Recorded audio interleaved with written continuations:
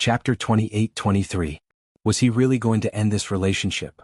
She originally thought that he was just in a fit of anger that day and that he would think things through in a few days.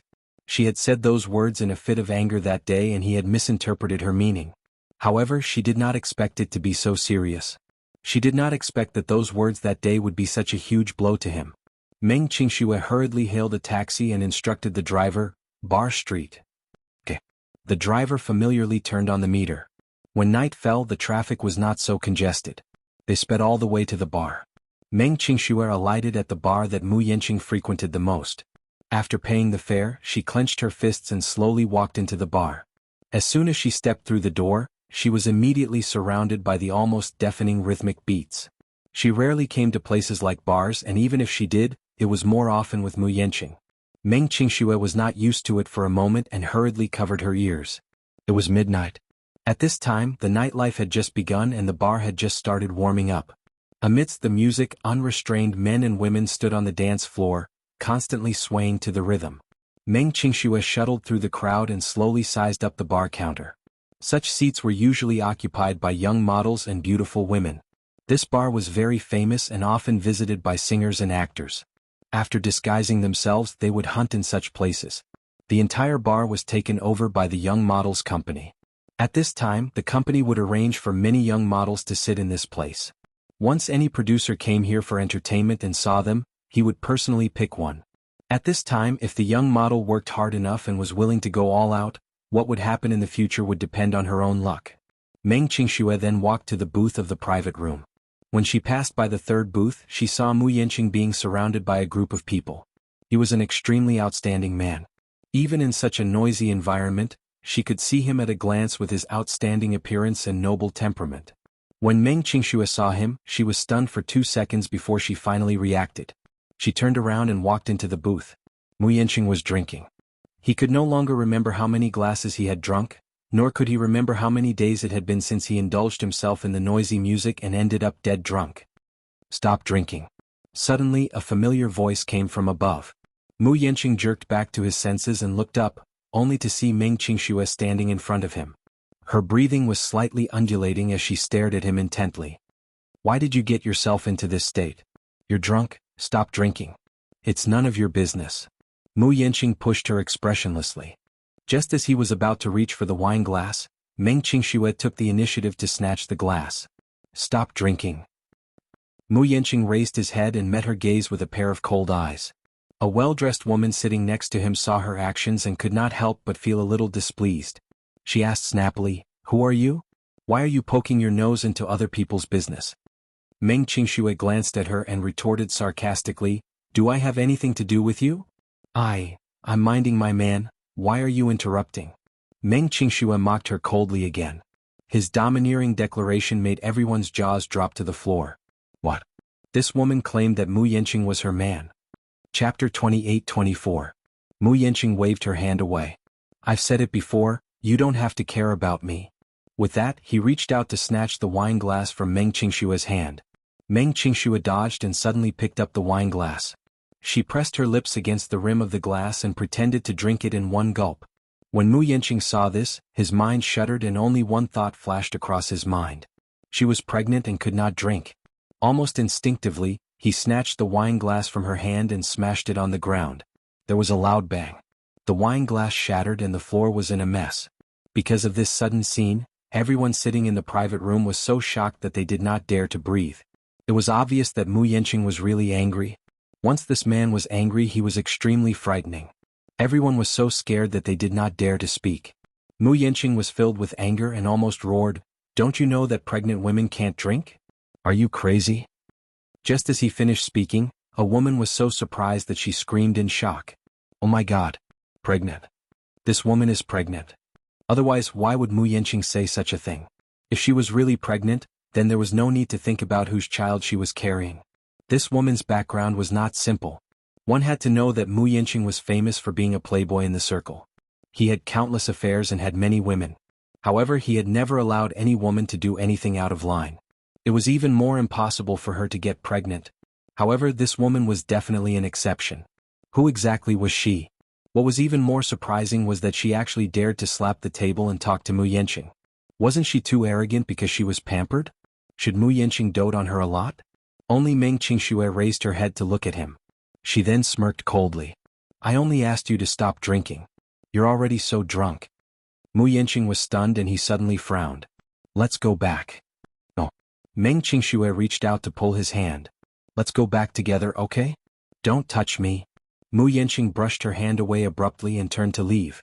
Meng Qingxue knew that he had drunk too much and was in a bad mood, so his face was very ugly.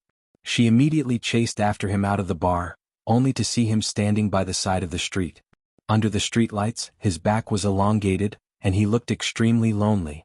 Mu Yanqing took out a cigarette box, lit it, and took 2 deep puffs. When he heard footsteps rushing out from behind him, he turned around to take a look. Meng Qingxue immediately walked towards him. Mu Yanqing did not even spare him a glance as he turned around and strode down the street. Meng Qingxue quickly followed. The two of them walked one after the other. His legs were long and his strides were wide. She was worried about the child in her belly, so she naturally couldn't run. However, following him at such a fast pace was gradually becoming a little strenuous. How could he walk so fast?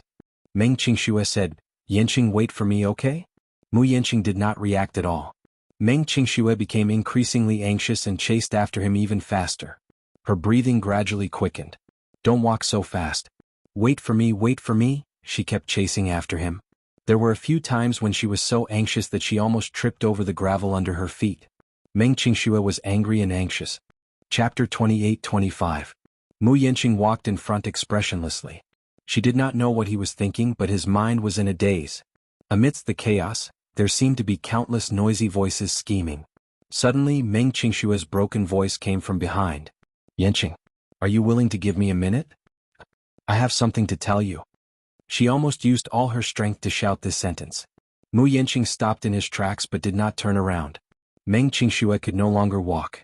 She held her knees and panted slightly, but as she panted, tears rolled down her cheeks uncontrollably. Is it fun to misinterpret my words? Can't you tell what's said in anger, what's envious, and what's serious? She raised her head abruptly. All right, then let me tell you.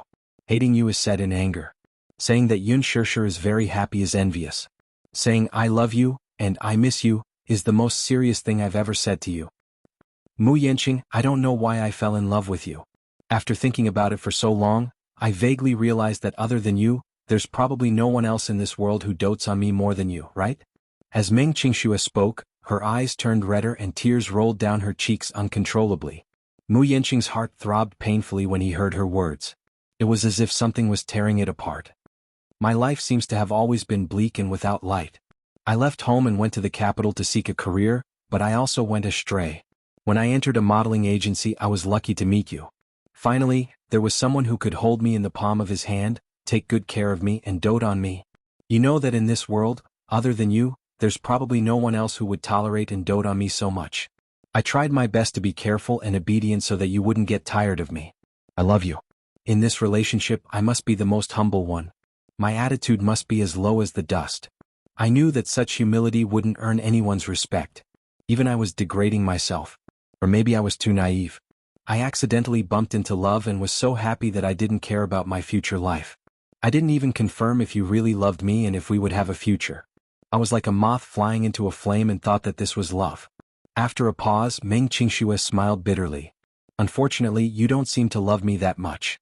You're always busy, you never answer my calls, you always have a lot of social engagements, and you always have a lot of women. Many nights, the one by your side isn't me but someone else's woman. I've been sad, I've been disappointed, I've been jealous, I've been envious. I've also had the impulse to leave you and fly to a faraway place. There will always be someone who loves me more than you, who will tolerate me more.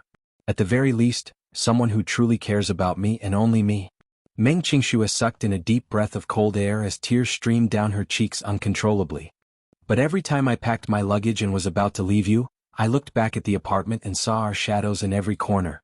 Only then did I know that I can't lose you at all. I can't leave you. Perhaps you don't feel this way because you're so proud. It's not impossible for you to live without anyone. But I'm different. I can't leave you.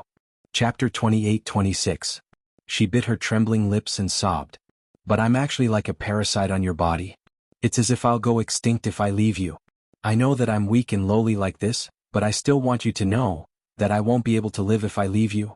Mu Yanqing, what do I have to do for you to truly love me for once? Will you only know how I feel about you if I cut out my heart and hold it in front of you? This way, will you cherish me a little more? Mu Yanqing's face suddenly turned pale. Her words were heart-wrenching, every word weeping blood. What kind of situation had she been forced into that she would say such things? Mu Yanqing's heart ached, only to see Meng Qingxue suddenly clutching her stomach with an ugly expression. Beads of sweat rolled down her face. It hurts, it hurts. She suddenly clutched her stomach and arched her body slightly like a shrimp in pain. Yanqing, my stomach hurts, it hurts. Mu Yanqing's mind went blank when he saw her in this state. He immediately rushed toward her anxiously. However, just as he reached her, Meng Qingxue smiled, looked up, and hugged him fiercely. I told myself that as long as you rushed toward me at once, I'd set my mind on you for the rest of my life. She hugged him tightly. He walked toward her without thinking, which meant that he cared about her. Just based on this point alone, she had set her mind on him. The only time she took the initiative to grasp him was because she had set her mind on this man. No one was perfect. Mu Yanqing was not a perfect man. However, there were too many things about him that were worth her paranoia. He was the only man who was willing to give up his wealth for her. She was willing to humble herself a little more, just to hold on to him. Mu Yanqing immediately reacted. It turned out that she was pretending to be in pain just now. It was not a stomachache, it was just a smoke screen. He could not help but feel a little angry. Meng Qingxue looked up at him and said word by word, Yanqing, even if you have nothing, I won't be afraid. I only want you. You're enough. I only want to be with you. Mu Yanqing's face froze as he stared at her in disbelief. Meng Qingxue had always been a reserved woman. She rarely spoke sweet nothings or acted coquettishly. She also rarely played any sweet tricks with him. This was the first time she had lied to him. Yanqing, I've already sworn in my heart that no matter what, you belong to me. I'll take you back at all costs and keep you by my side. Meng Qingxue paused for a moment before continuing. I know that I'm not outstanding or good enough.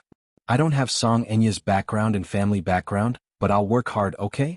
I will work hard to become an outstanding woman until that day comes. Wait for me, okay?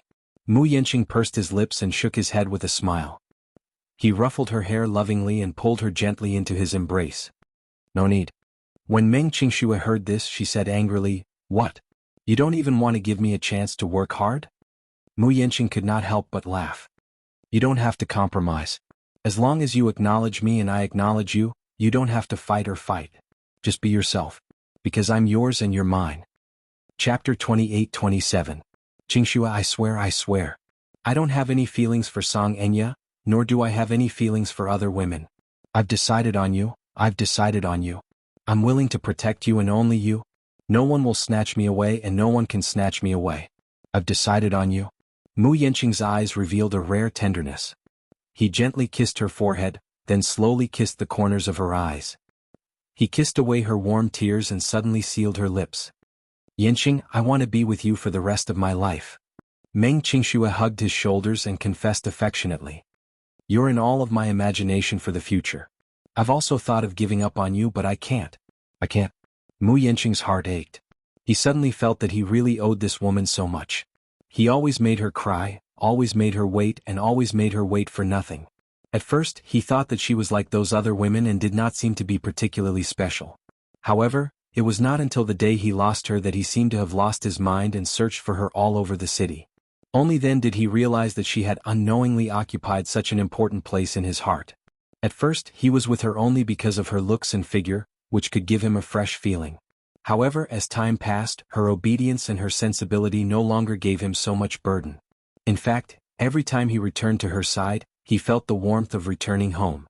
Later, when the passion turned cold, love slowly lost its novelty and became a habit. He was used to waking up with her in his arms. He was used to having her by his side when he was frustrated. He was used to her gentle and soft words. He was used to her warm embrace. Only then did he realize how important she was. His family background and the environment he grew up in had destined him to be arrogant and insecure. He was cautious at every step and did not have any sense of belonging. Therefore, he had always been obsessed with building a fortress and sealing himself in it. In fact, he was unbelievably fragile. He admitted that he was not as outstanding as Mu Yaja. That kind of man was too perfect and too dazzling. He kept chasing after him, but in the end he was still reduced to a foil and a joke. He couldn't accept it. That was why he was deeply hurt by her careless words. Qingxue, I love you. I really love you. These 3 words had been brewing in his heart for a long time, but every time he wanted to confess his feelings, he was too embarrassed to say it, so he forced himself back down. But at this moment, no matter what, he was going to reveal everything to her. I want to give you the best life. Even if I have to resort to any means, I will ensure that you will never have to worry about food and clothing. Mu Yanqing gently caressed her sideburns and smiled. Don't think too much about it, and I don't need you to fight for it. I'm yours. I belong to you, Meng Qingxue only cared about her tears. She hugged him tightly and cried until she couldn't speak. If I cut out my heart and held it in front of you, would you know what kind of feelings I have for you? This way, will you cherish me a little more? What can I do to make you cherish me even more? Her words still echoed in his ears. Mu Yanqing's heart felt like it was being pierced by a needle as he hugged her even tighter. From now on, I will cherish you even more. Chapter 28. Chu Ho was startled awake by a soft rustling sound. She had always been a light sleeper. Probably because of her profession, she was more alert than ordinary people. Hence, even in her deep sleep, she could detect even the slightest movement. Chu Ho suddenly opened her eyes. In the darkness, she saw Meng Qingxue tiptoeing into the ward. Behind her, Mu Yanqing strode in. The leather shoes on his feet were very hard, so when they landed on the ground, they made a loud sound. Meng Qingxue did not realize that Chu Ho had woken up. She thought that Chu Ho was still asleep, so she turned around and whispered to Mu Yanqing, "Shh, keep your voice down and don't make such a big noise. She's still resting. Such a small noise won't wake her up at all." Meng Qingxue silently weighed the pros and cons in her heart for a long time. She was still worried about leaving Chu Ho alone in the hospital, so she said to Mu Yanqing, "Why don't you go back first? I'll stay here tonight to accompany Chu Ho. After all, she just had surgery and needs someone to take care of her." Mu Yanqing said gloomily, "Qingxue, you're pregnant. You need someone to take care of you. The doctor wants you to rest in bed more, otherwise. But, let's go back and rest tonight. Tomorrow I'll hire 2 nannies to take turns taking care of her." After Mu Yanqing said that, he paused and asked her, "Is that okay? How can I be at ease leaving you alone in the hospital?" Meng Qingxue pursed her lips. Mu Yanqing pulled Meng Qingxue into his arms without any explanation and kissed her forehead heavily. There was a hint of grievance and resentment in his voice. "Are you really not going back with me? How long has it been since we slept together?" Meng Qingxue was stunned and her face quickly turned hot. She frowned and said, "You don't talk nonsense." However, he continued, "How is this nonsense? Qingxue, I'm already used to seeing you when I wake up in the morning. But when you left at that time, I couldn't sleep well. I finally found you and waited for you to come back, but in the end, you're guarding a woman who's neither your relative nor your friend. You're busy working for her. Have you really never considered my feelings?" "What do you mean by unrelated?" Meng Qingxue said unhappily. "Chu Ho treats me very well. In my heart, I treat her as my biological sister." "You're being too biased." Mu Yanqing snorted. "Instead of accompanying your man, you're actually accompanying a woman." How can I accompany you?" Meng Qingxue's face burned even hotter. She lowered her head and mumbled, "I'm already pregnant. How can I sleep with you?" "What are you thinking?" The man was amused by her scruples. "No matter how crazy I am, I'll never do anything to a pregnant woman." "You're pregnant. How could I do anything to you? I just want to hug you to sleep. Can't I do that?" Meng Qingxue was doubtful of his words. "Is that really what you're thinking?" "Yes, I swear." "Then, all right." Meng Qingxue finally agreed. Mu Yanqing smiled in satisfaction, hugged the back of her neck and pecked her lips. Meng Qingxue placed the supper she had bought on the table and let Mu Yanqing hug her as they left. Chapter 28-29. What kind of lovey-dovey behavior was this? In the middle of the night, she was caught off guard and they were showing off their affection. Supper? What's the point of eating supper? She was already full from all the PDA. So, these two were here to deliver PDA? However, Chu Ho did not have the awareness of being single. He did not feel much about other people showing off their love. It was just that he was woken up in the middle of the night while sleeping soundly. He gritted his teeth in hatred. What? Did the 2 of them make up? Earlier, a certain woman was still crying as if the sky was about to collapse. In her dreams, she actually heard Meng Qingxue crying secretly in a corner. Now everything was fine? Chu Ho furrowed his brows but did not think too much about it. He turned over and fell into a deep sleep again. The day after he brought Meng Qingxue back, Mu Yanqing bought an apartment next to Dishing Building. It was a few hundred meters away and could be reached in a few steps. Initially he had thought of buying her a villa when he came back and then settling her down well. He would give her a few nannies, servants, and housekeepers so that she could take care of her pregnancy in peace. However, after thinking about it, if he were to buy a villa, it would definitely be far away. Very few villas in the capital were in the city center. Usually they were in areas with good feng shui, especially in the area around Yunshan Shi, where large areas of villas were developed. However, if he really arranged for her to live in a place so far away, it would be inconvenient for him to get stuck in a traffic jam. If anything happened to him, she would be far away from the hospital and his company. Therefore, after serious consideration, he finally decided to settle her in a high-end apartment next to Dishing Building.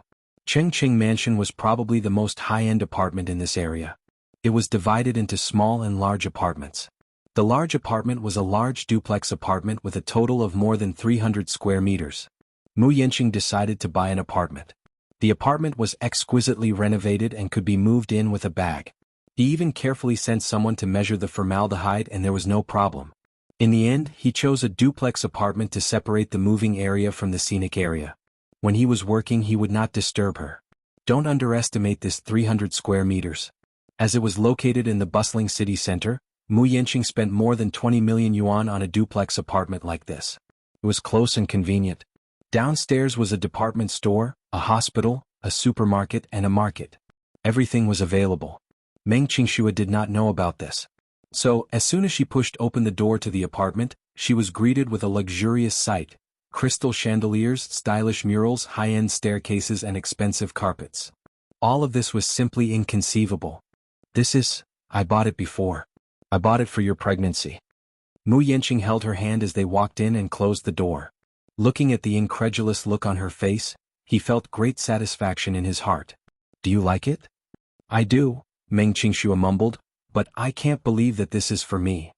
Who else could it be if not for you? If you like, you can stay here even after you give birth to a child. He suddenly held her hand. There are a total of 3 master bedrooms, 2 guest rooms, and a nursery. A nursery? Meng Qingxue could not help but be surprised. Chapter 28:30. This is the baby's room. Meng Qingxue carefully poked her head in to take a look. The baby's room was specially made. Let's not talk about anything else, just the wallpaper. As this apartment was exquisitely renovated, it was already renovated when it was handed over. The developer would not know if the owner was a boy or a girl. Hence, the wallpaper was made of pink and light blue overlapping. It had the dreamy feel of a little princess and the childlike feel of a little prince. There was a cradle, a small wardrobe, and a mountain of toys. This apartment building was developed by Wan Ku. It had to be said that as a top real estate developer, Wan Ku was extremely meticulous in terms of details. Meng Qingxue was stunned. It was as if she could imagine a baby in diapers exploring this vast world curiously, crawling on the carpet with its hands and feet, and then suddenly jumping into the mountain of furry toys, like a little mouse falling into a millet jar. It was so happy that it didn't want to go home. She could not help but be amused by the scene in her imagination and burst into laughter. Mu Yanqing was a little puzzled. Why are you laughing for no reason? It's nothing. I just thought of something fun. If you like this place, then take good care of your baby. Mu Yanqing slowly walked to the living room and said, It's very quiet here and it's difficult for ordinary people to come and go. Unless it's the owner who lives here or has a special pass. He turned around and saw Meng Qingxue walking out of the room. His lips curled into a smile. However, I've already instructed the front desk in advance that no matter who wants to see you, they have to give me a call in advance. They can only enter after getting my permission. Are you worried that Li Mengya will find her way here? Meng Qingxue asked doubtfully. Mu Yanqing nodded. I won't give her a chance to get close to you again. Meng Qingxue smiled. All of a sudden, something came to her mind. She furrowed her brows and asked tentatively, Will you come to accompany me often? Or was it still like before? When he was busy, he would forget about her. When he remembered, he would come over to accompany her. Mu Yanqing smiled when he heard this. Why do you think I bought this place? What? Because. He slowly approached her and whispered into her ear, Because this is my home too. He saw her dazed expression and felt that she looked really stupid and cute. He couldn't help but scratch her nose. Are you stupid? I said I'll live here with you too. This place is very close to Mu Group. I can reach the building just by walking a few steps to and from work. Meng Qingxue widened her eyes in surprise. What did you say? You said, you're also living here with me? I'm worried about leaving you alone. Mu Yanqing added, plus, the Mu family's matters are still unclear, so I'm not in the mood to stay in the main residence. I'll stay here and accompany you so that I can take care of you. Are you going to take care of me? Meng Qingxue snickered disapprovingly. Young Master Mu, you know how to take care of people? I wonder if you'll be willing to accompany me to the night market if I'm hungry in the middle of the night and want to eat supper. I'm willing. That's just a nice way of saying it. When the time comes, I'm not sure. Meng Qingxue obviously did not believe him. Chapter 28:31. Alright, if you have the time to argue, hurry up and take a shower. It's getting late. Pregnant women should rest early. Mu Yanqing urged her. Meng Qingxue was not used to his concern. In the past, he was not good with words, let alone expressing himself. Sometimes, a lot of nice words were often stored in the heart but never spoken out loud. However, after experiencing this night, he felt a lot of emotions. He also knew that there were some things that weren't that shameful to say. Words of concern, words of love, words of apology if he did something wrong. If these words were not said and kept in his heart, there would be no meaning. He clearly liked her, but if she was sad because of the pride in his bones, it would be meaningless if he did not go forward to hug her. Mu Yanqing coaxed Meng Qingxue to take a shower. After the two of them took a shower, they went to bed to rest. There was something worth mentioning here. The moment Meng Qingxue entered the bedroom, she fell in love with the design of the master bedroom. It was warm and elegant. It felt like home and had a luxurious taste. This apartment must have cost tens of millions. The next day when Meng Qingxue arrived, Chu Ho was not in the ward. She was frightened and quickly asked the nurse at the nurse's desk. The nurse at the nurse's desk said that the patient had put on a jacket and left early in the morning in high spirits. She probably went for a walk in the hospital's back garden, a nurse said suspiciously. Previously, whenever she had lunch or dinner, she would go for a walk downstairs in the ward building. If it weren't for the fact that she's a young lady, we would all say that a girl like her doesn't like to play with her phone or have any entertainment. She's completely like an old cadre.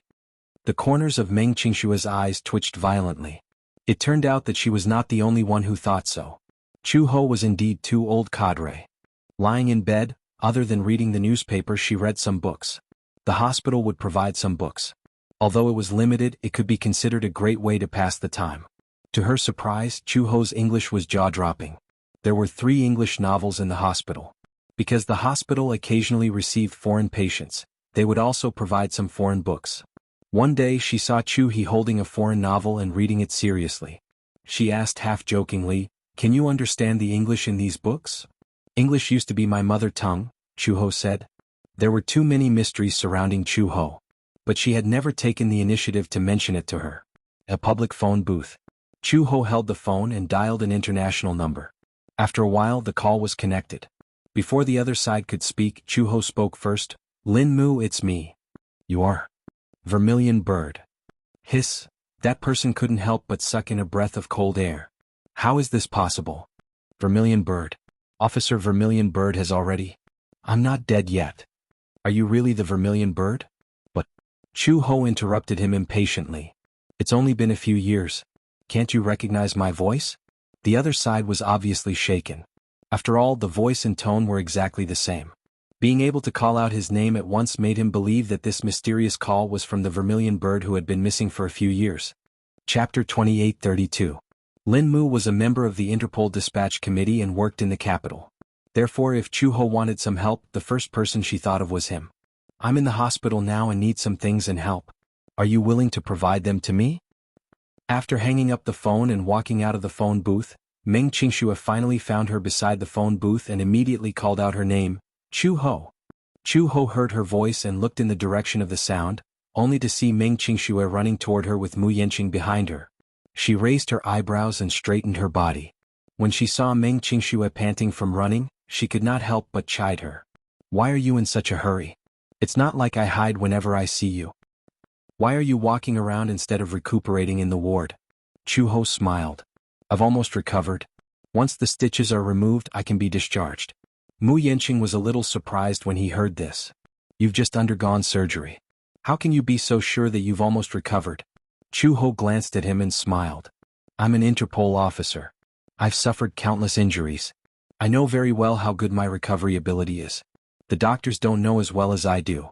Meng Qingxue did not believe her and immediately brought Chu Ho to the doctor's office to ask about her condition. After a round of examination, the doctor was completely shocked. Meng Qingxue thought that her condition had worsened and hurriedly asked. The doctor was extremely surprised. You recovered so quickly? Yes. Is this a natural physique? The doctor was still a little doubtful. Even if she was an immortal, she would not be able to recover so quickly, right? Moreover, it was obvious that she was a mortal.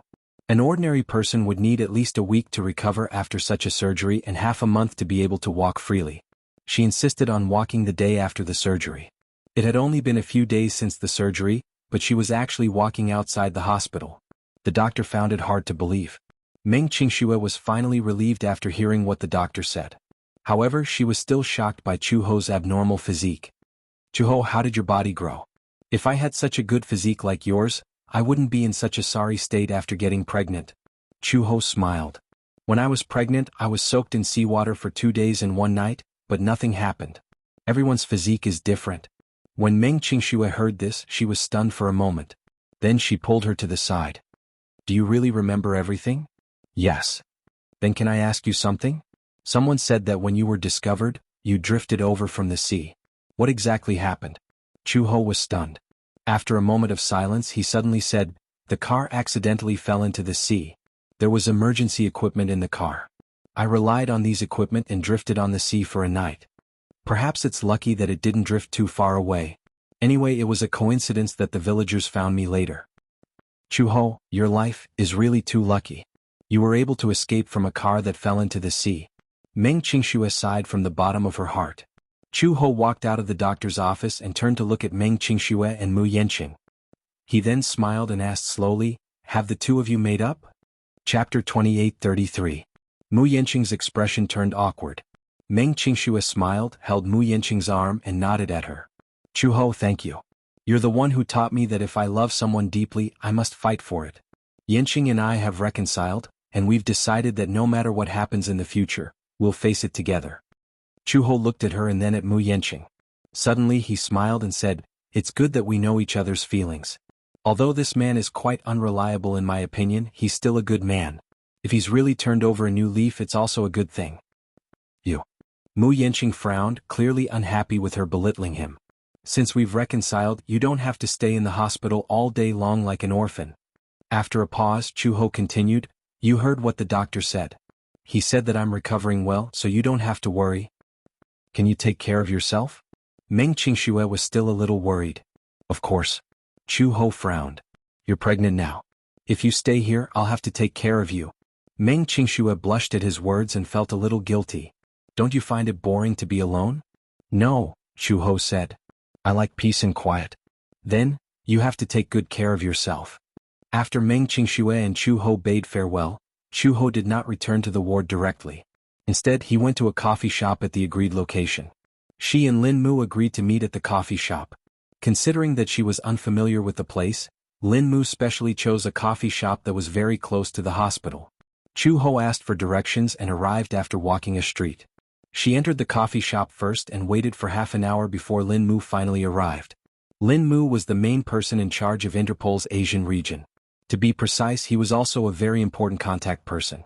When Chu Ho infiltrated the Gu family as a spy, it was also Lin Mu who pulled the strings.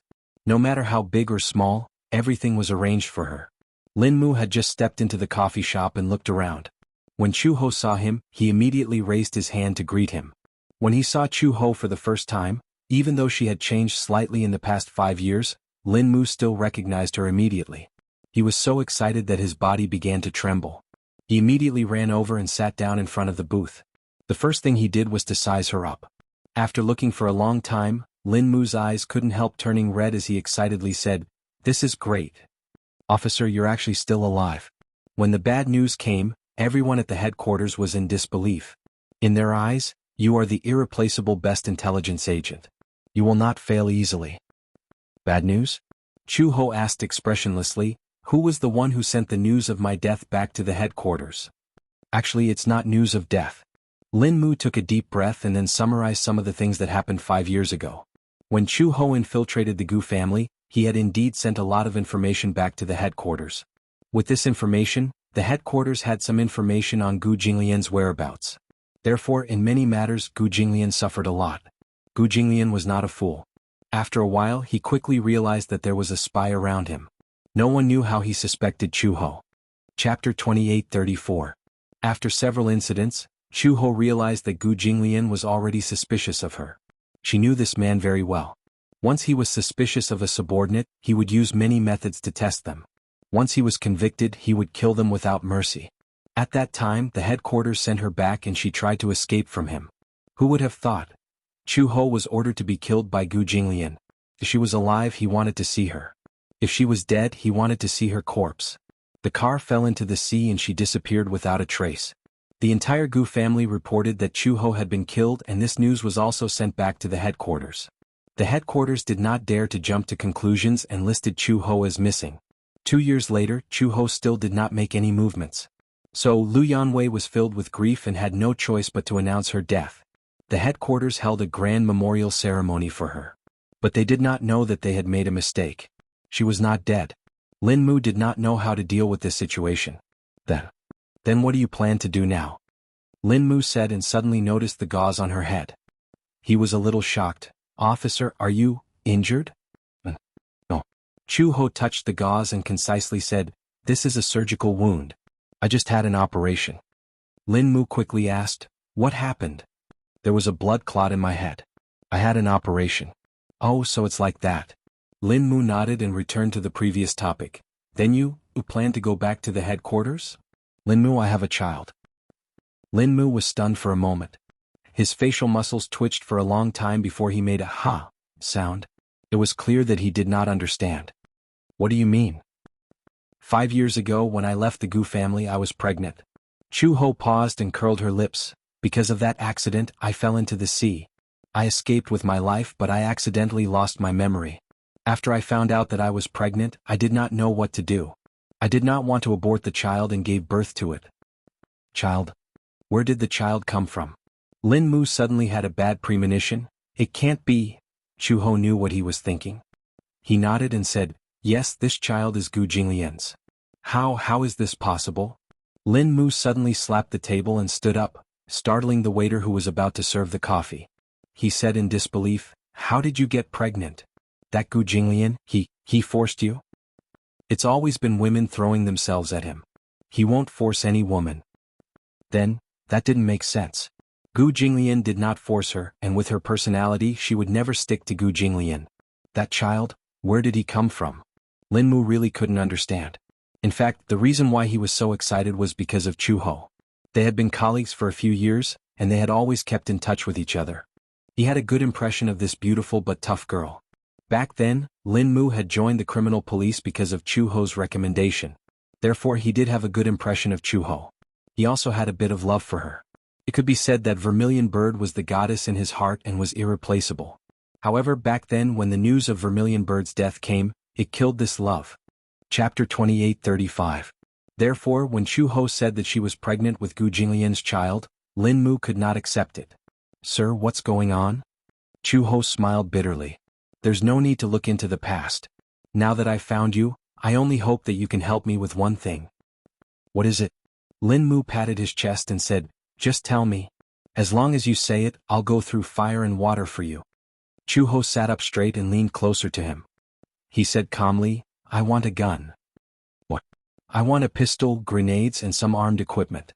If possible, it's best to give me a night vision device. I need it. What do you want to do? Chu Ho raised his eyebrows.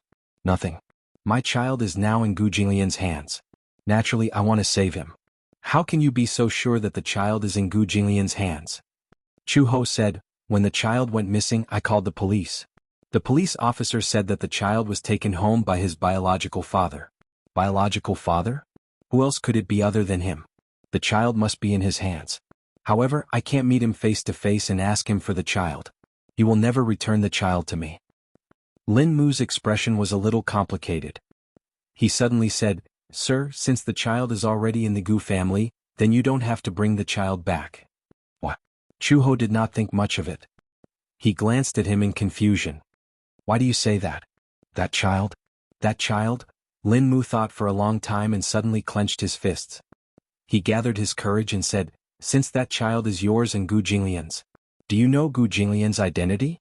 He's the leader of the underworld and you're the anti-underworld inspector. Don't forget your own identity. To you this child is a great humiliation." "Shut up." Chu Ho suddenly stood up and leaned forward. He grabbed his collar and said fiercely, "I'm warning you. This is my child, my only family member. He's not the disgrace you're talking about. Do you understand?" "No." Lin Mu's face turned white as he stared at her in fear. "Sir, why are you so fixated on a child? Even if the child was gone there would be another one. But, if you take this child with you, it may not be good for you.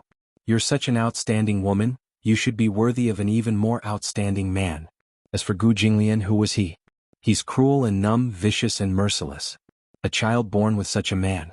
My child does not need anyone to point fingers at him." Chu Ho couldn't take it anymore and interrupted him. "You just need to understand one thing. Now I'm asking you for a gun. Are you going to give it to me or not? I'm looking for you because of our past, and because of our friendship. If you can find a way to get it for me I will be most grateful. If you don't give it to me I'll find another way." Lin Mu tightly clenched his teeth and sucked in a breath of cold air. He slowly said, "I'll think of a way for you. I'll give you an answer at 10 p.m.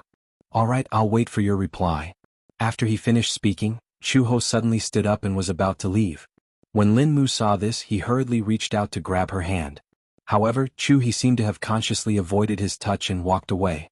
Chapter 28:36. In the evening Lin Mu replied to her text. There was a location attached to the text. The text said that he had already prepared the item she wanted, but because of the special nature of the item, it could only be handed over in a remote area. Chu Ho opened the location. After confirming the location she replied, "Prepare a few more bullets." After half a minute, Lin Mu sent a puzzled expression. "You're planning on going alone?" I'll go with you." "No need. You being able to help me here is already enough." There was no more news from Lin Mu. The time was set at 10 in the evening. At 9, Chu Ho changed into her normal clothes and set out. When she left the hospital, the sky was already dark. She specially chose a set of dark clothes and tightened her cap before heading to the appointed location. She stopped a taxi and gave the address. The taxi quickly sped off to the destination. After arriving at the location, Chu Ho stood under the street sign and waited. Lin Mu was very punctual and arrived 5 minutes early. He drove a black Audi and parked the car under the street sign. He got out of the car and walked in front of her. He nervously said, "Chu Ho, can you think about it again? Don't go." "Don't go?" Chu Ho raised her eyebrows. She was a little confused. "Chu Ho, if the headquarters receives news that you haven't died and are still alive, as long as you return to the headquarters, with your outstanding military achievements, you will definitely be promoted. Your future is limitless and you are an excellent police officer. If you properly stick to your post, your future will be immeasurable. If the child stays by Gu Jinglian's side, he will be well taken care of. Gu Jinglian is a cruel man, but even a vicious tiger will not eat its cubs. Since it is his son, he will treat him well. He can't even wait to love him." Chu Ho's face was a little ugly. "Enough." "Officer." "I said enough." Chu Ho clenched her fist. Without a doubt, if Lin Mu said another word of advice, she would definitely fight back. "You just need to give the item to me and it's fine." "But..." Lin Mu was still unwilling and bit his lip. Chu Ho lost his patience. He glanced at the trunk and suddenly asked, "The things are in the trunk, right?" "Yes." "Open it." Lin Mu looked at her deeply, then slowly took out his car keys. He pressed the button and the trunk suddenly opened.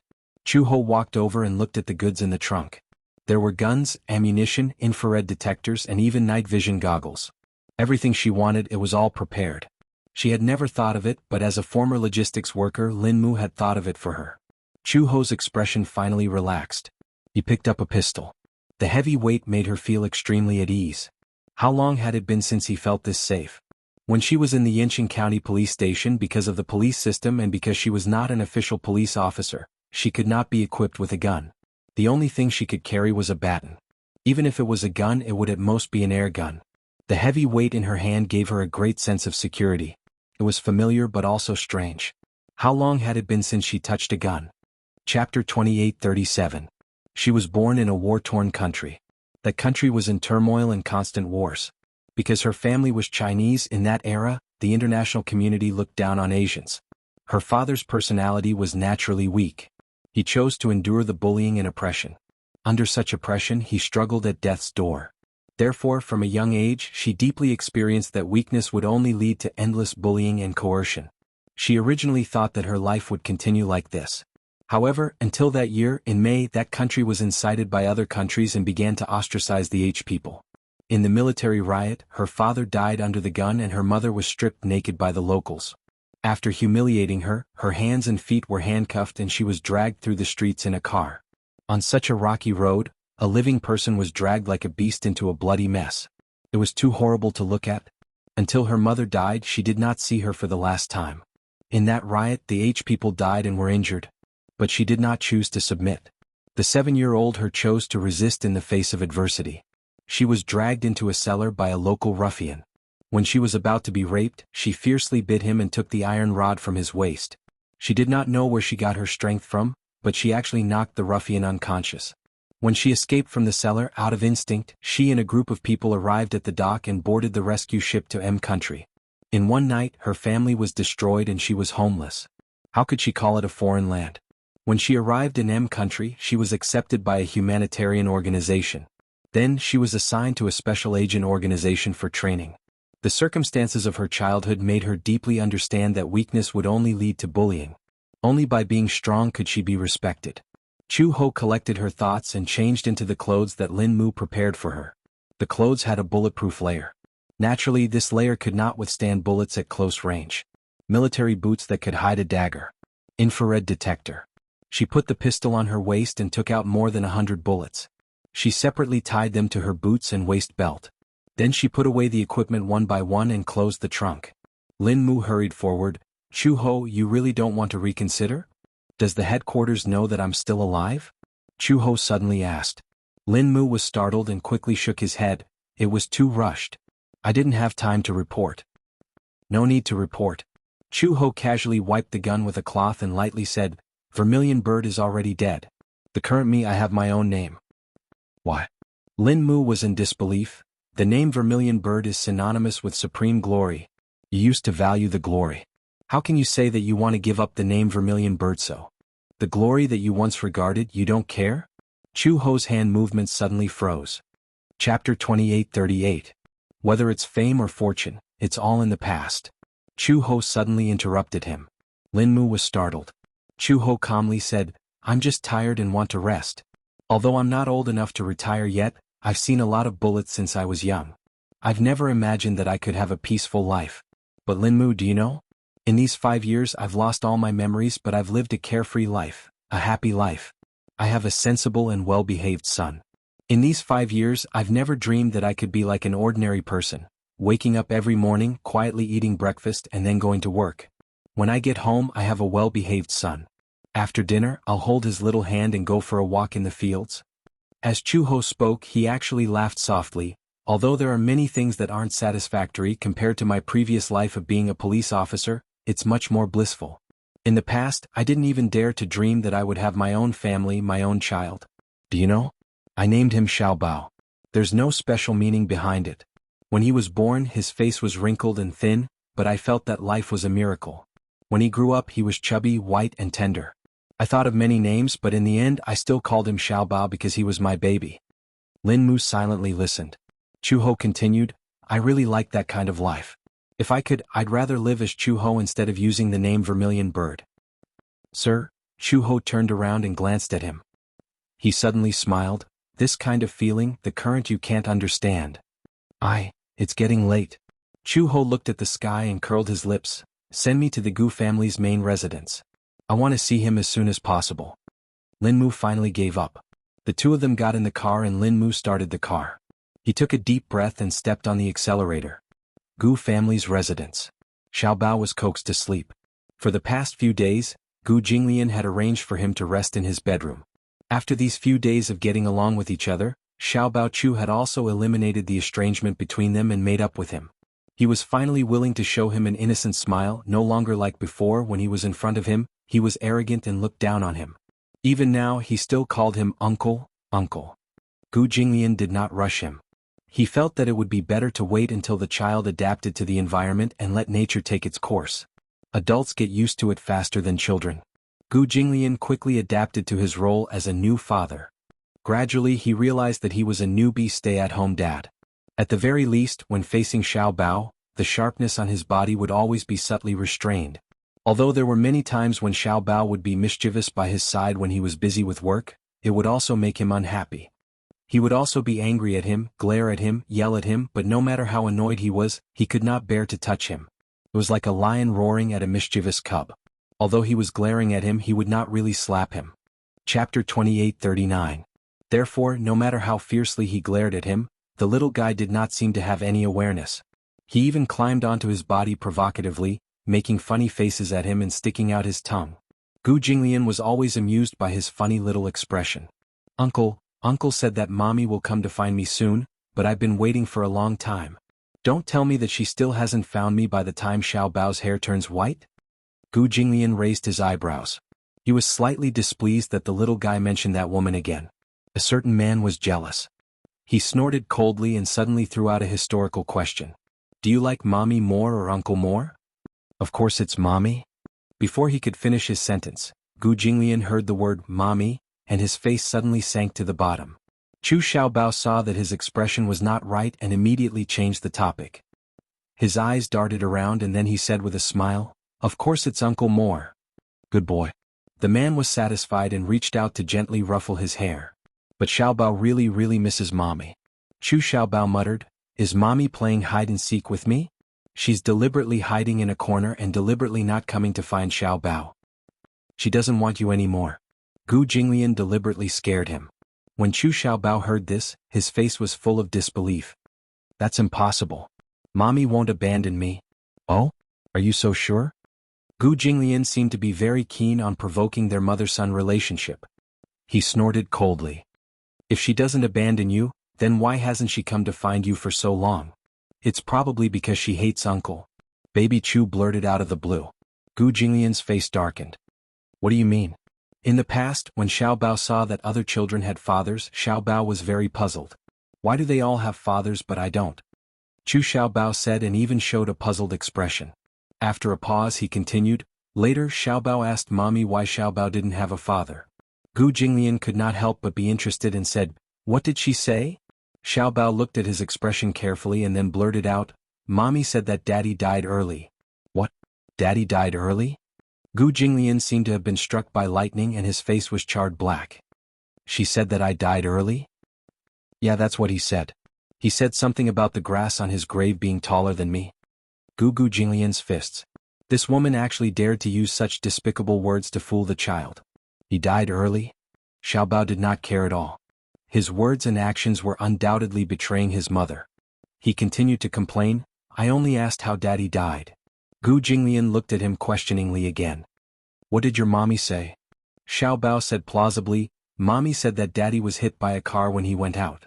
Gu Jinglian was speechless. Hit by a car when he went out? How could she come up with such a ridiculous story? He slammed the table. Bullsh *T. Xiaobao was frightened by Gu Jinglian's foul language. He shrank back and looked up to see that Gu Jinglian's originally exquisite and handsome face was now extremely gloomy. He suddenly realized that he had said something wrong. Uncle, don't be angry. Chapter 28:40. When Chu Xiaobao heard this he did not buy it on the spot. No way. If you dare to chop mommy into pieces I'll? When Gu Jinglian heard this he asked provocatively, You'll what? Oh. When Chu Xiaobao saw the murderous look in Gu Jinglian's eyes, he was instantly terrified.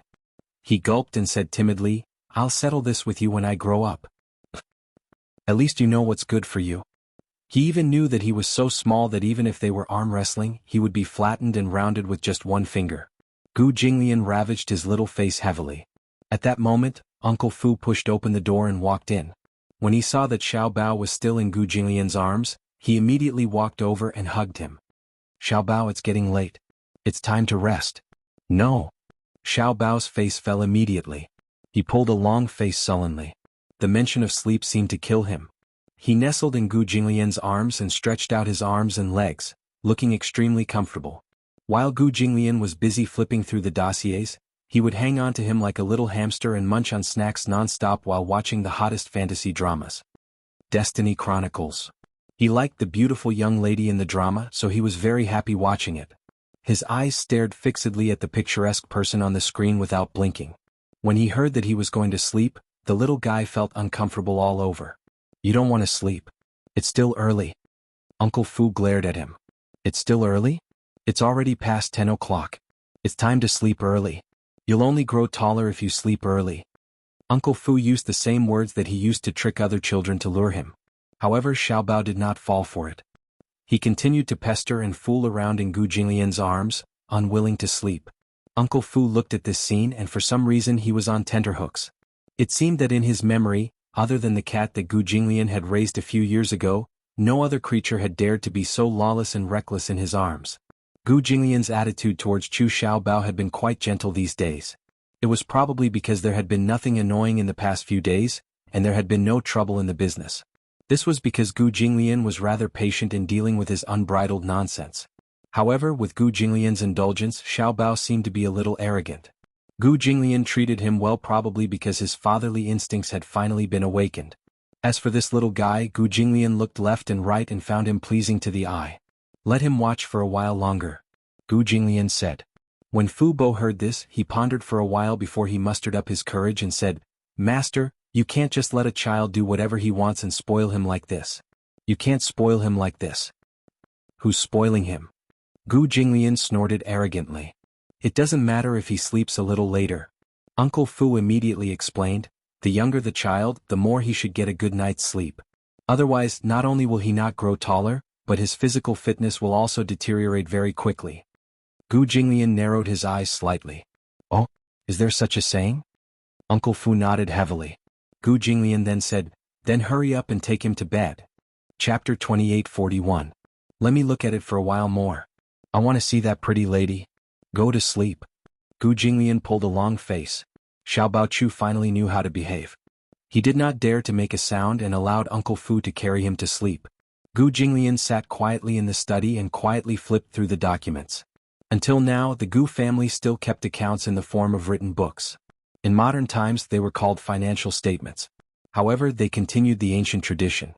Whether it was the casino or other special transactions, they were mainly recorded in this way. Gu Jinglian had learned how to keep accounts since he was young. Therefore his calligraphy was very beautiful. He quietly read the documents until 2 o'clock in the morning. The night was dark, but the wind was still and the clouds were gradually fading. After Chu Ho disguised herself, she entered the Gu family's back door through the secret underground passage. There was a secret passage in the Gu family's house with hidden mechanisms. This was the fastest way for insiders to enter the house from the outside world. Of course, the mechanism was set up very carefully. Those who were not from the Gu family did not know about these secret passages. Most people entered from the main entrance, but the entrance was heavily guarded. No matter how well you disguised yourself, they could tell at a glance whether you were an outsider or a member of the Gu family. Chu Ho naturally would not choose the main entrance. It was just that the secret passage had many password locks. She remembered the password locks. However, those passwords were from the Gu family a few years ago. She did not know if the Gu family had changed them in the past few years. Based on her understanding of Gu Jinglian, the password locks must be changed regularly. The passwords she remembered were probably already invalid. However, even if she did not remember, it did not matter. After all, she was from the intelligence department and had excellent investigative skills. Although the password locks of the Gu family were complicated, she could easily crack them if she was given time. Chu Ho went to the mechanical lock and studied it. The password had indeed been changed. She pondered for a while. This password lock was not very difficult and she could easily crack it. However, when he reached the second gate, the password for the second mechanism lock seemed to be very difficult to decipher. In order to crack this password, Chu Ho spent more than half an hour. By the time the password was cracked, she was already drenched in cold sweat. If the password was entered incorrectly, the signal would be connected to the logistics of the Gu family. When the time came, the door would open, and she would be greeted by more than 100 elites from the Gu clan. Chu Ho fumbled his way into the Gu family's main residence through a secret passage. After exiting the secret passage, it was the backyard of the Gu family. The backyard was a few courtyards away from Gu Jinglian's house. Chu Ho looked up. What she saw was a rockery, flowing water, and pavilions. These were the best cover. It could be seen that many things in the back garden had been renovated in the past few years. Before this, she remembered that the back garden was filled with large patches of begonia flowers, but now the begonia flowers no longer existed. Green bamboo, pine trees, pear blossoms, and roses. There was no trace of the begonia flowers in the garden.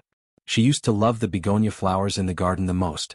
Every time the spring breeze blew, the flowers would be as pink as peaches, and the bouquets of begonia flowers would bloom proudly. At a glance they were extremely beautiful and shocking. She did not have any preference for flowers. The only thing she liked was the begonia flowers. Chapter 28:42. Who's there? Suddenly, a man's cold voice came from behind her. Chu-ho stopped in her tracks. Her back stiffened for a moment before she suddenly turned around. A man stood behind her, looking at her back suspiciously. He felt that this woman was too unfamiliar. There weren't many women in the Gu family. There weren't many women in the business to begin with, and those who could enter the main family could be counted on one hand. Therefore, it was easy for an unfamiliar woman to suddenly barge into the Gu family's main residence to attract attention. Chu-ho glanced at him from the corner of her eyes and said casually, "What's the matter?" "What's your name?" The man asked again, "Why haven't I seen you in the main residence before?" "It's natural that you haven't seen me before. Because I've always been by old master's side. It's natural that you don't know me." "Is that so?" The man was still suspicious. Recently, Gu Jinglian's attitude towards women had been indifferent. It was probably because he had too many things to worry about in the Gu family in the past few months. He couldn't be distracted at all, nor did he have the heart to be distracted. Could it be someone from the main family? Impossible. As long as it was someone from the main family, even if he wasn't familiar with them, he should have seen them before. But he had never seen this woman before. Chu-ho saw that he was extremely vigilant, so she sighed helplessly and said, "It's fine if you suspect me, but there are some things that I need you to pass to him on my behalf, okay?" "What things?" Chu-ho looked around vigilantly and sighed. "Why don't you come over and take it? This thing is easy to break." The man was completely curious. He didn't know what exactly it was. It wasn't that he didn't suspect that this fellow would play some tricks. However, he thought that this was the main residence of the Gu family. Who would have the ability to cause trouble in the Gu family's territory? With such a fearless thought, the man approached her. Chu-ho put her hand into her pocket. Just as the man straightened his neck and looked over to size her up, unexpectedly, Chu-ho suddenly took out a dagger from her pocket. She turned her head abruptly and aimed the sharp end of the dagger at the man's heart, almost stabbing it ruthlessly into his chest. Blood gushed out. The man subconsciously opened his mouth and wanted to scream, but Chu-ho took a step forward and covered his mouth, then viciously dislocated his neck. The man's head tilted to the side, and he immediately fainted. However, with such injuries he would not wake up for a while.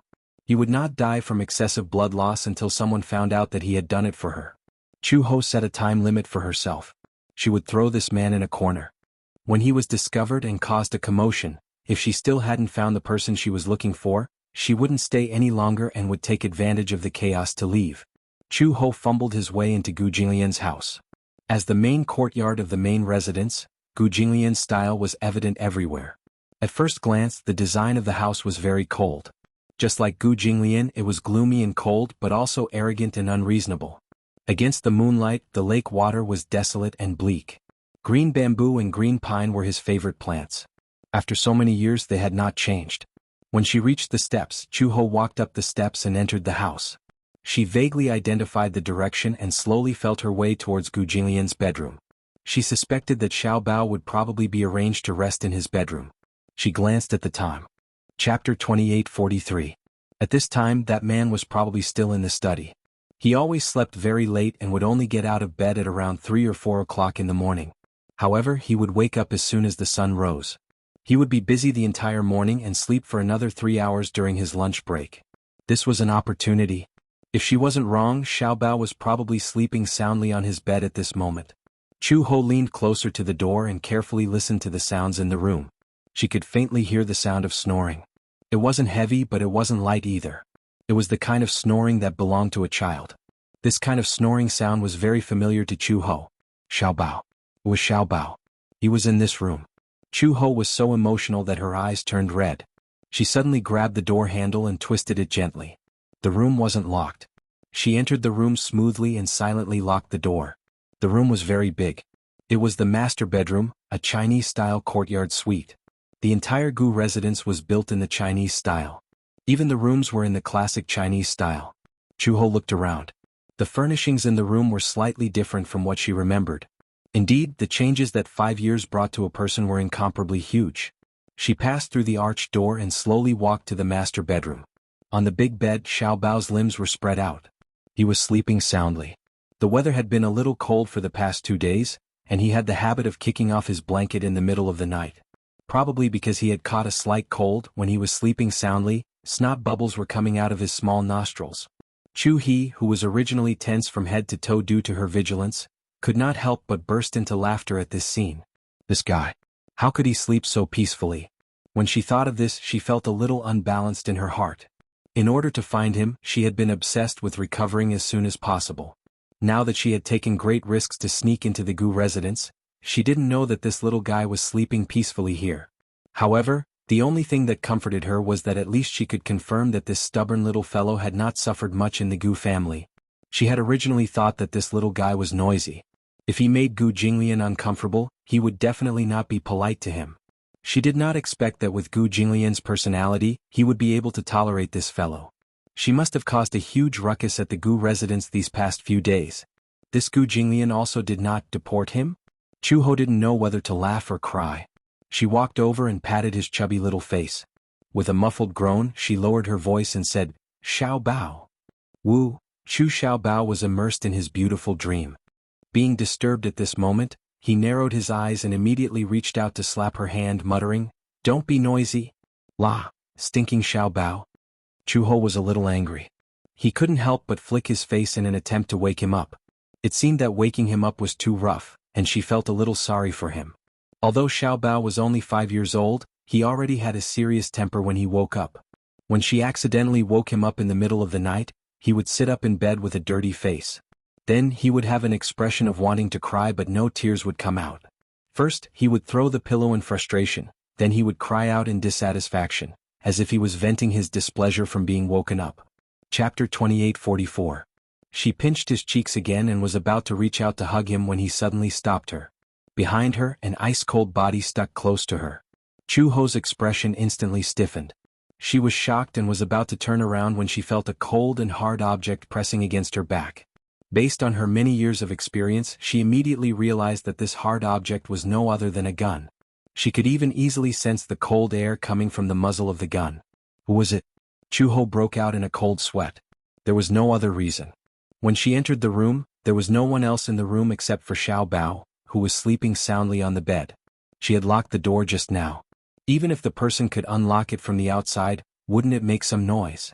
However, this person not only did not make any noise, but she also did not notice when he was standing behind her.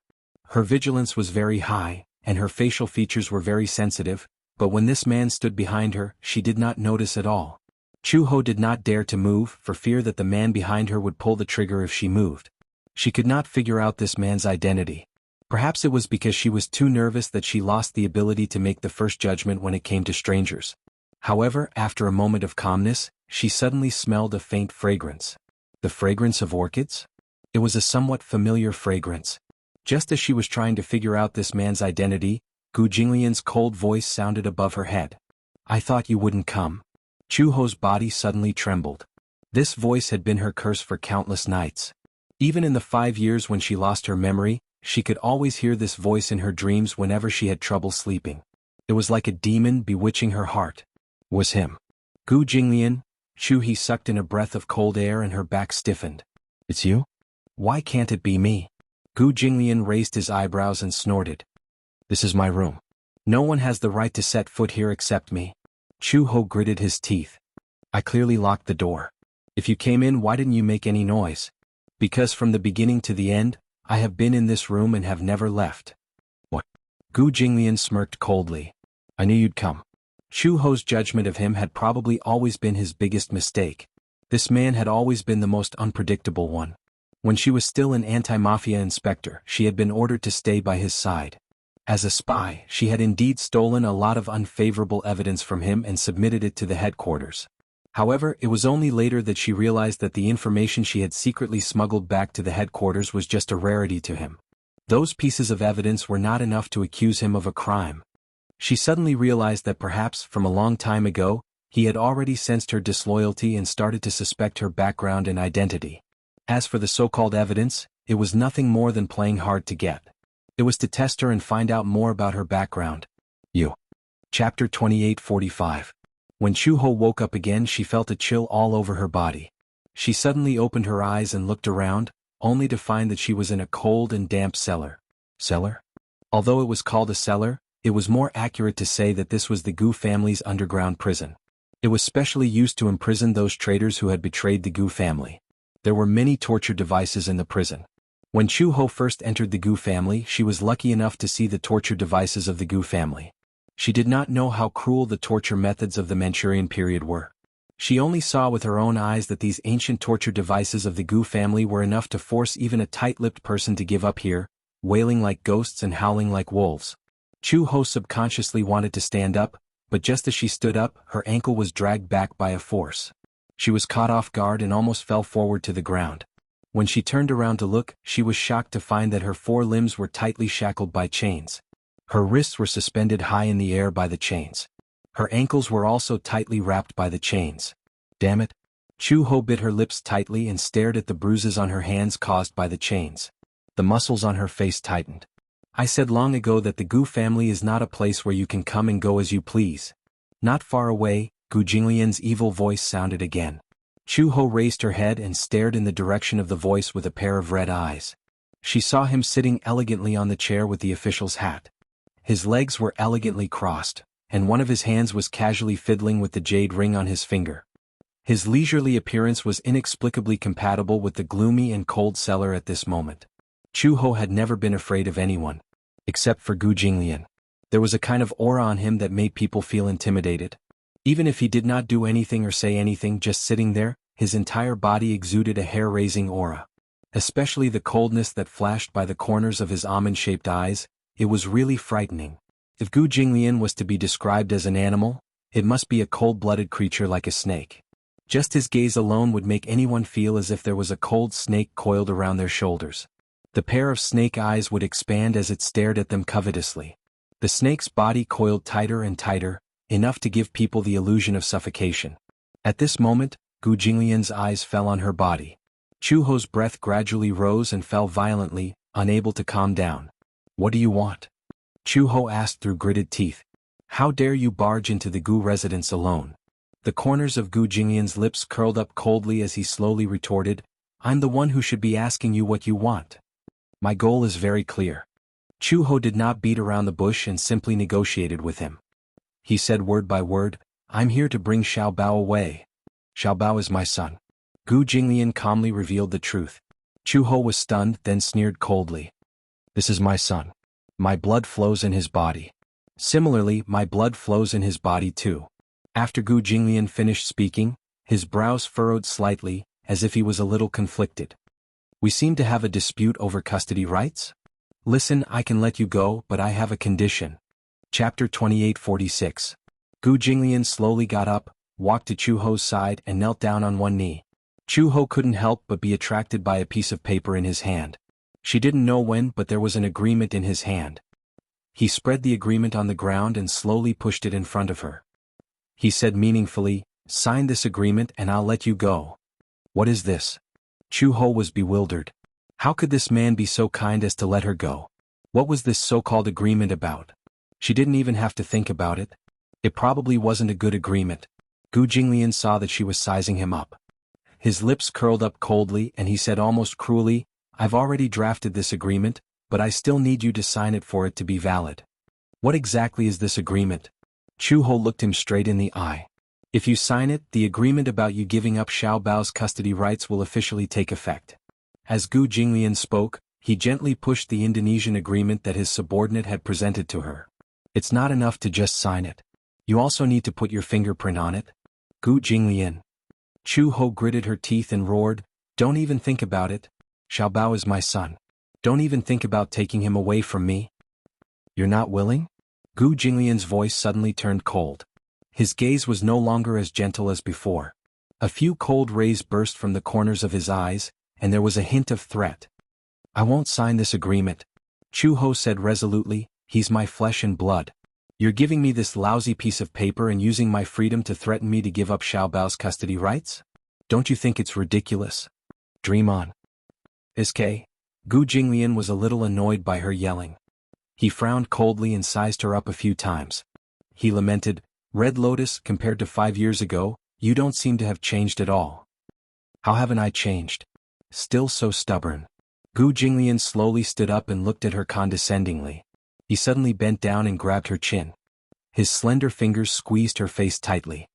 What right do you have to go against me now? If you know what's good for you, then sign this agreement obediently. For the sake of the child, I will let bygones be bygones. Let bygones be bygones?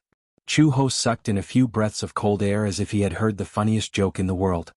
He wanted to laugh, but there was a lump in his throat. Gu Jinglian, isn't it enough that you've ruined my life? I will never allow you to ruin Xiaobao's life again. I ruined your life. Gu Jinglian looked at him expressionlessly. Red Lotus, you're the one who ruined your life, not me. If you want me to give up Xiaobao's custody rights and hand him over to you. Chu Ho's chest heaved up and down for a while. He suddenly said through gritted teeth, I'd rather kill him with my own hands when he was still in my womb than let him fall into your hands. Gu Jinglian's cold eyes shrank violently. Suddenly, the corners of his lips twitched. The curve was neither deep nor shallow, but it was obvious that he was really angry. You have a lot of backbone. He paused and looked around. Then his gaze fell on the torture equipment at the side. He sneered and said, I'd like to see how long your backbone can last. Chapter 2847. After leaving these cold words, Gu Jinglian swaggered off, leaving Chu Ho alone in the cellar. She was chained up in the cold, hopeless, and dark. Gu Jinglian left this order only if she was willing to relent and sign the agreement. Chu Ho soon heard the sound of metal clashing.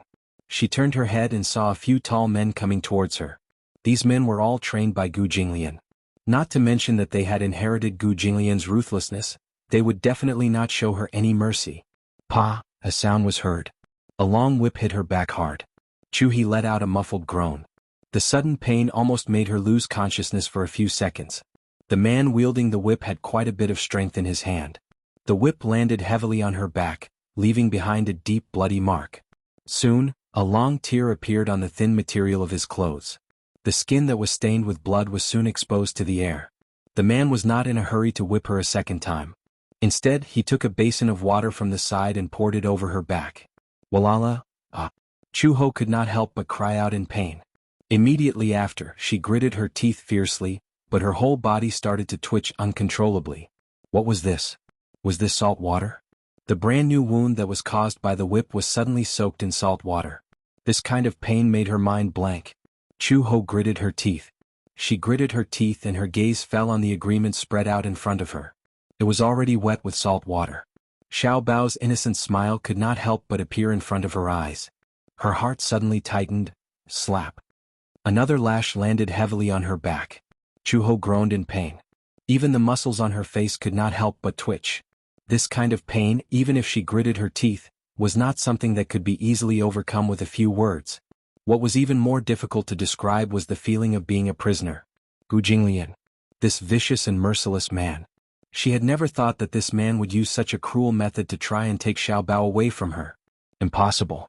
She would never let go. It was even more impossible for him to sign such a humiliating contract. Chu Ho finally couldn't hold it in any longer. He cried out in pain, his voice hoarse. Perhaps it was because she had just undergone a major surgery and was anxious to find Xiao Bao, so she tried her best to recover. In fact, she had not fully recovered. At this moment, with her old illness and new injuries, she fainted from the pain. Chu Ho's vision went black. His body leaned forward and fell face first onto the ground. Fainted. The man with the whip was surprised. Don't tell me he died from the collision? Another person stepped forward and kicked her a few times, but there was no reaction. It had only been 3 lashes, but he had already fainted. When he saw that this woman's mouth was so tough, he wondered how capable she was. However, this was also within reason. Don't underestimate these 3 lashes. A normal person would not be able to survive even 1 lash. However, she had endured 3 lashes. This was already not simple. Moreover, he had used a lot of strength and did not hold back. She would definitely not be able to withstand it. The man directly took a basin of salt water, grabbed her hair and splashed it on her head. Chapter 2848. Chu-ho opened her eyes, which were bloodshot. But so painful, because of the great pain her eyeballs couldn't move very well. Are you going to sign it or not? The person beside her waved the whip in front of her. It seemed to be a threat, but it also seemed to be a threat.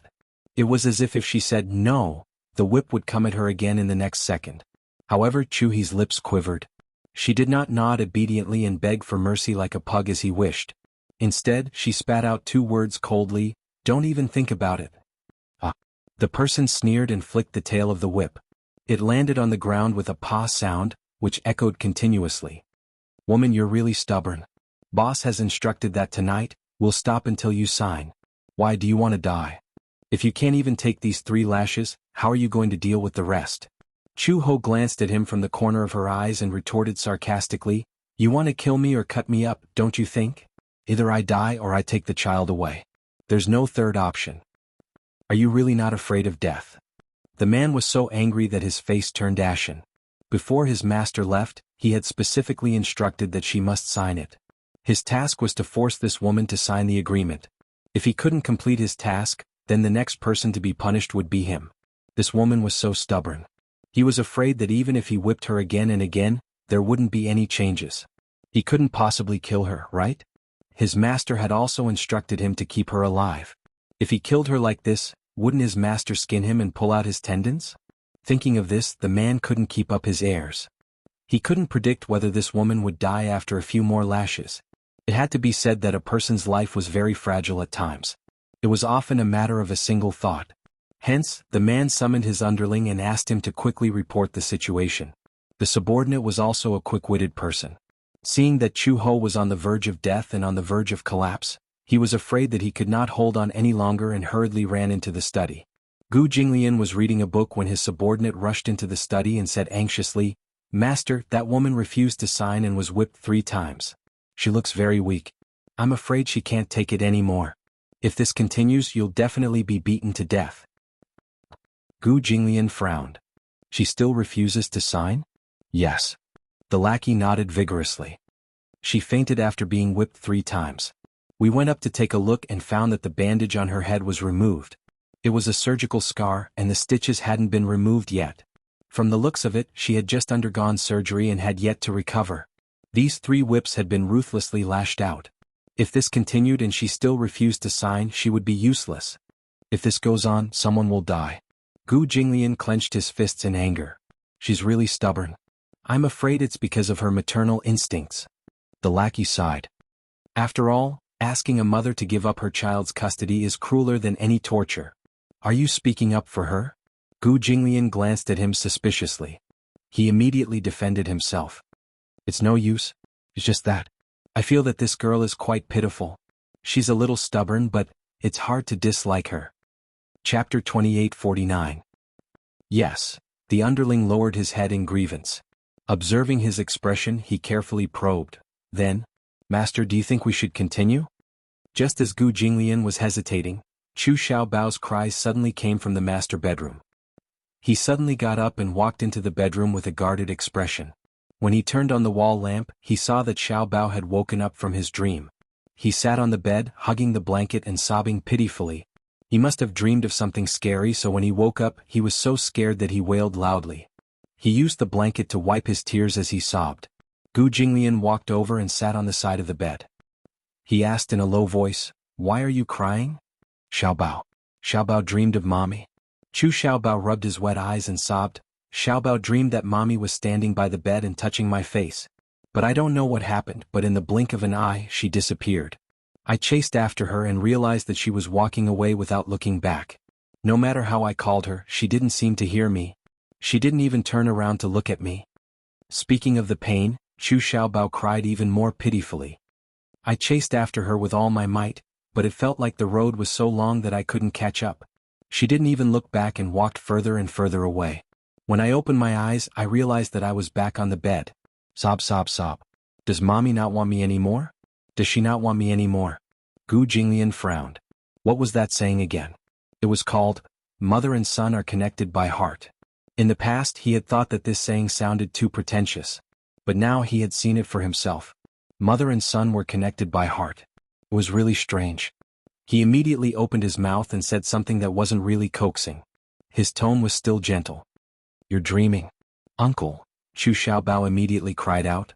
A huge sense of unease engulfed him. "Will Mommy really not want me anymore? If she doesn't want you, then she doesn't want you."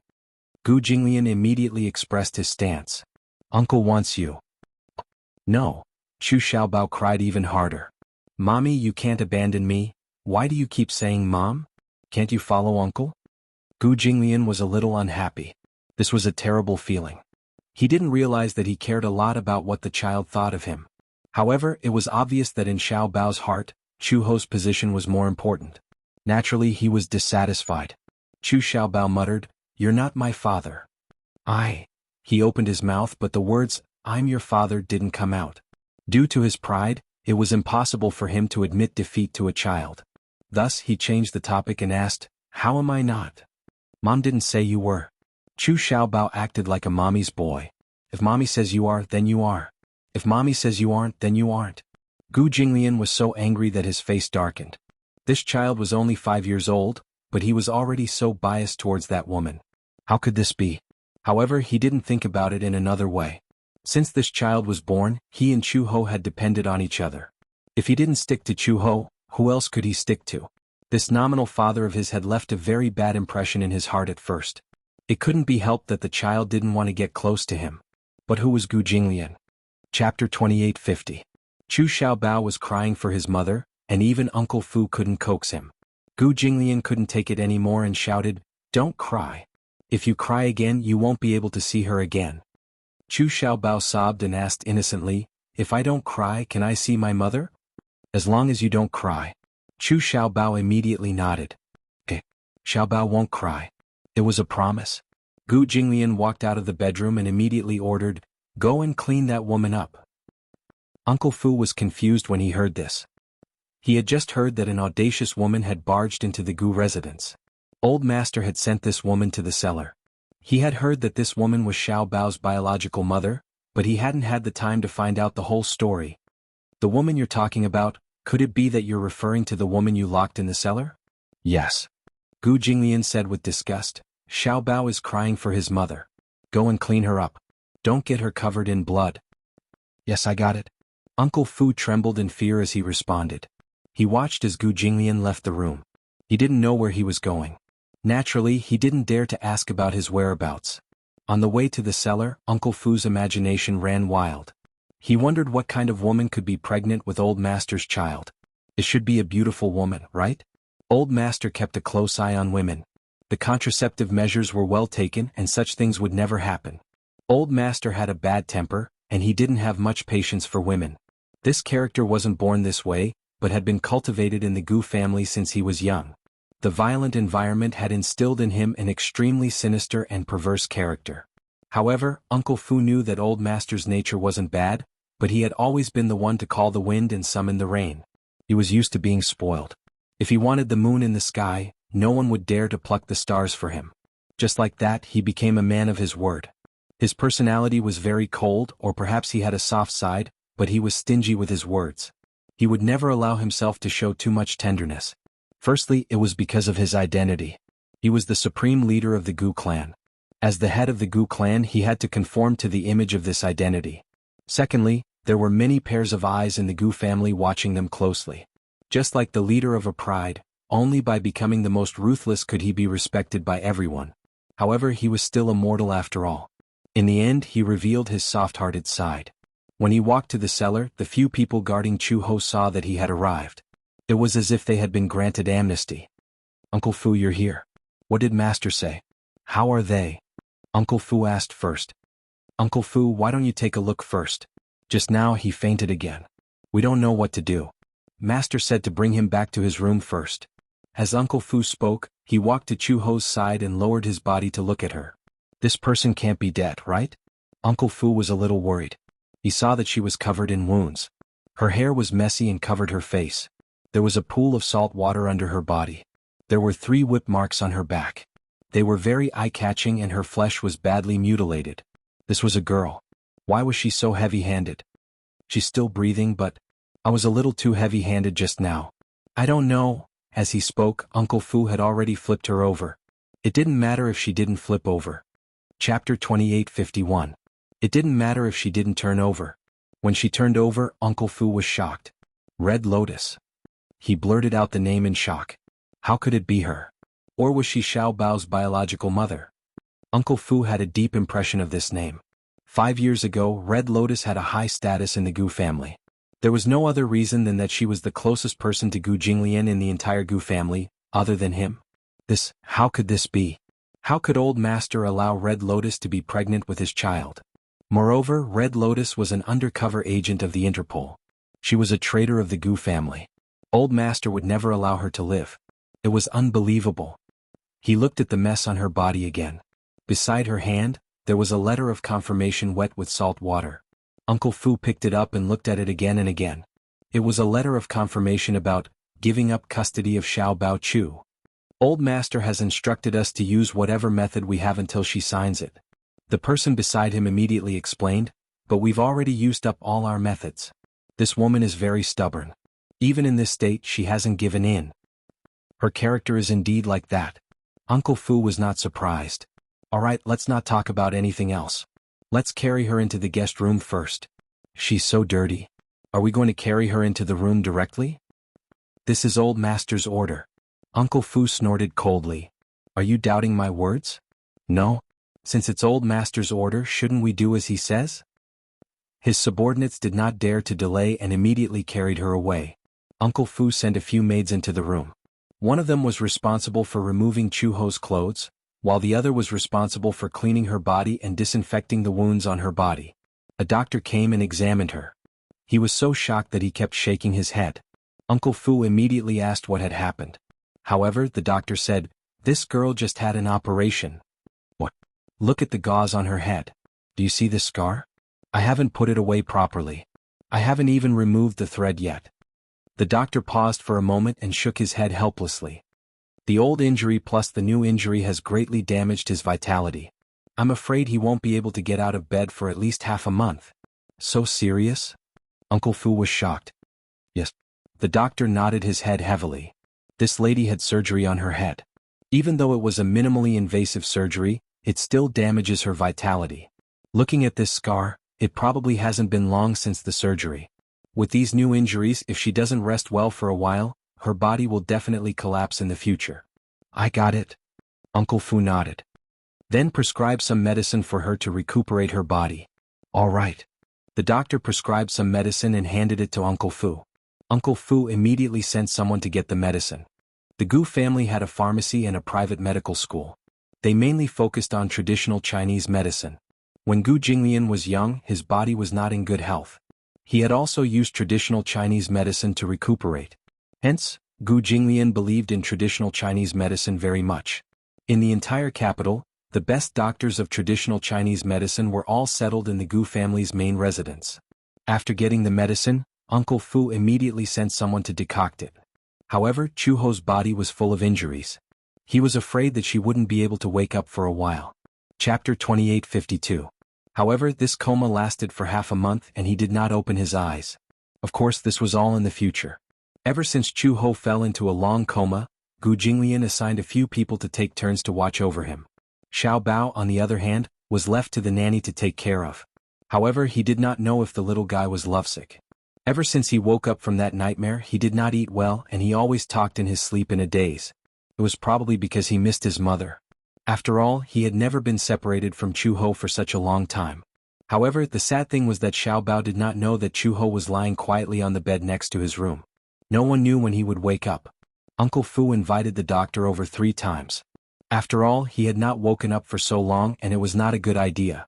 If he continued to be in a coma, how was he going to explain it to Old Master? The doctor came to take a look and did a series of tests. In the end, the conclusion was also inconclusive. He only said that Chu Ho's body was severely damaged, probably because he had been suffering from old and new injuries all this time. If the human body was compared to a machine, the human body was also operated by various precise parts. For example, with the passage of time, the parts of a computer would age and the system would become sluggish. Perhaps due to collisions during use, the internal parts would also be damaged to varying degrees. It was the same for the human body. Chu Ho had received training when he was very young. During training, it was inevitable that he would get injured. In addition, he had been constantly honed in his career as a secret agent and a criminal police officer. He had suffered countless injuries of various sizes. There were bone fractures, dagger wounds, and bullet wounds. There were 2 gunshot wounds on her back. There was a 5-centimeter scar on the side of her waist. She had been slashed by a Nepalese army knife when she was in close combat with a mercenary during a mission. At that time she had lost a lot of blood. With her amazing willpower, she managed to survive until rescue arrived. There were too many old injuries and her vitality was greatly damaged. Therefore, once she collapsed, she would really collapse. It would take a long time for her to recover. Uncle Fu's heart ached when he heard that. He looked at the person lying quietly on the bed, but he did not know that this girl had accumulated so many injuries. Just 1 week later, the filming for Extreme Youth was completed. After 4 months, the shooting of the 30-episode youth idol drama came to an end.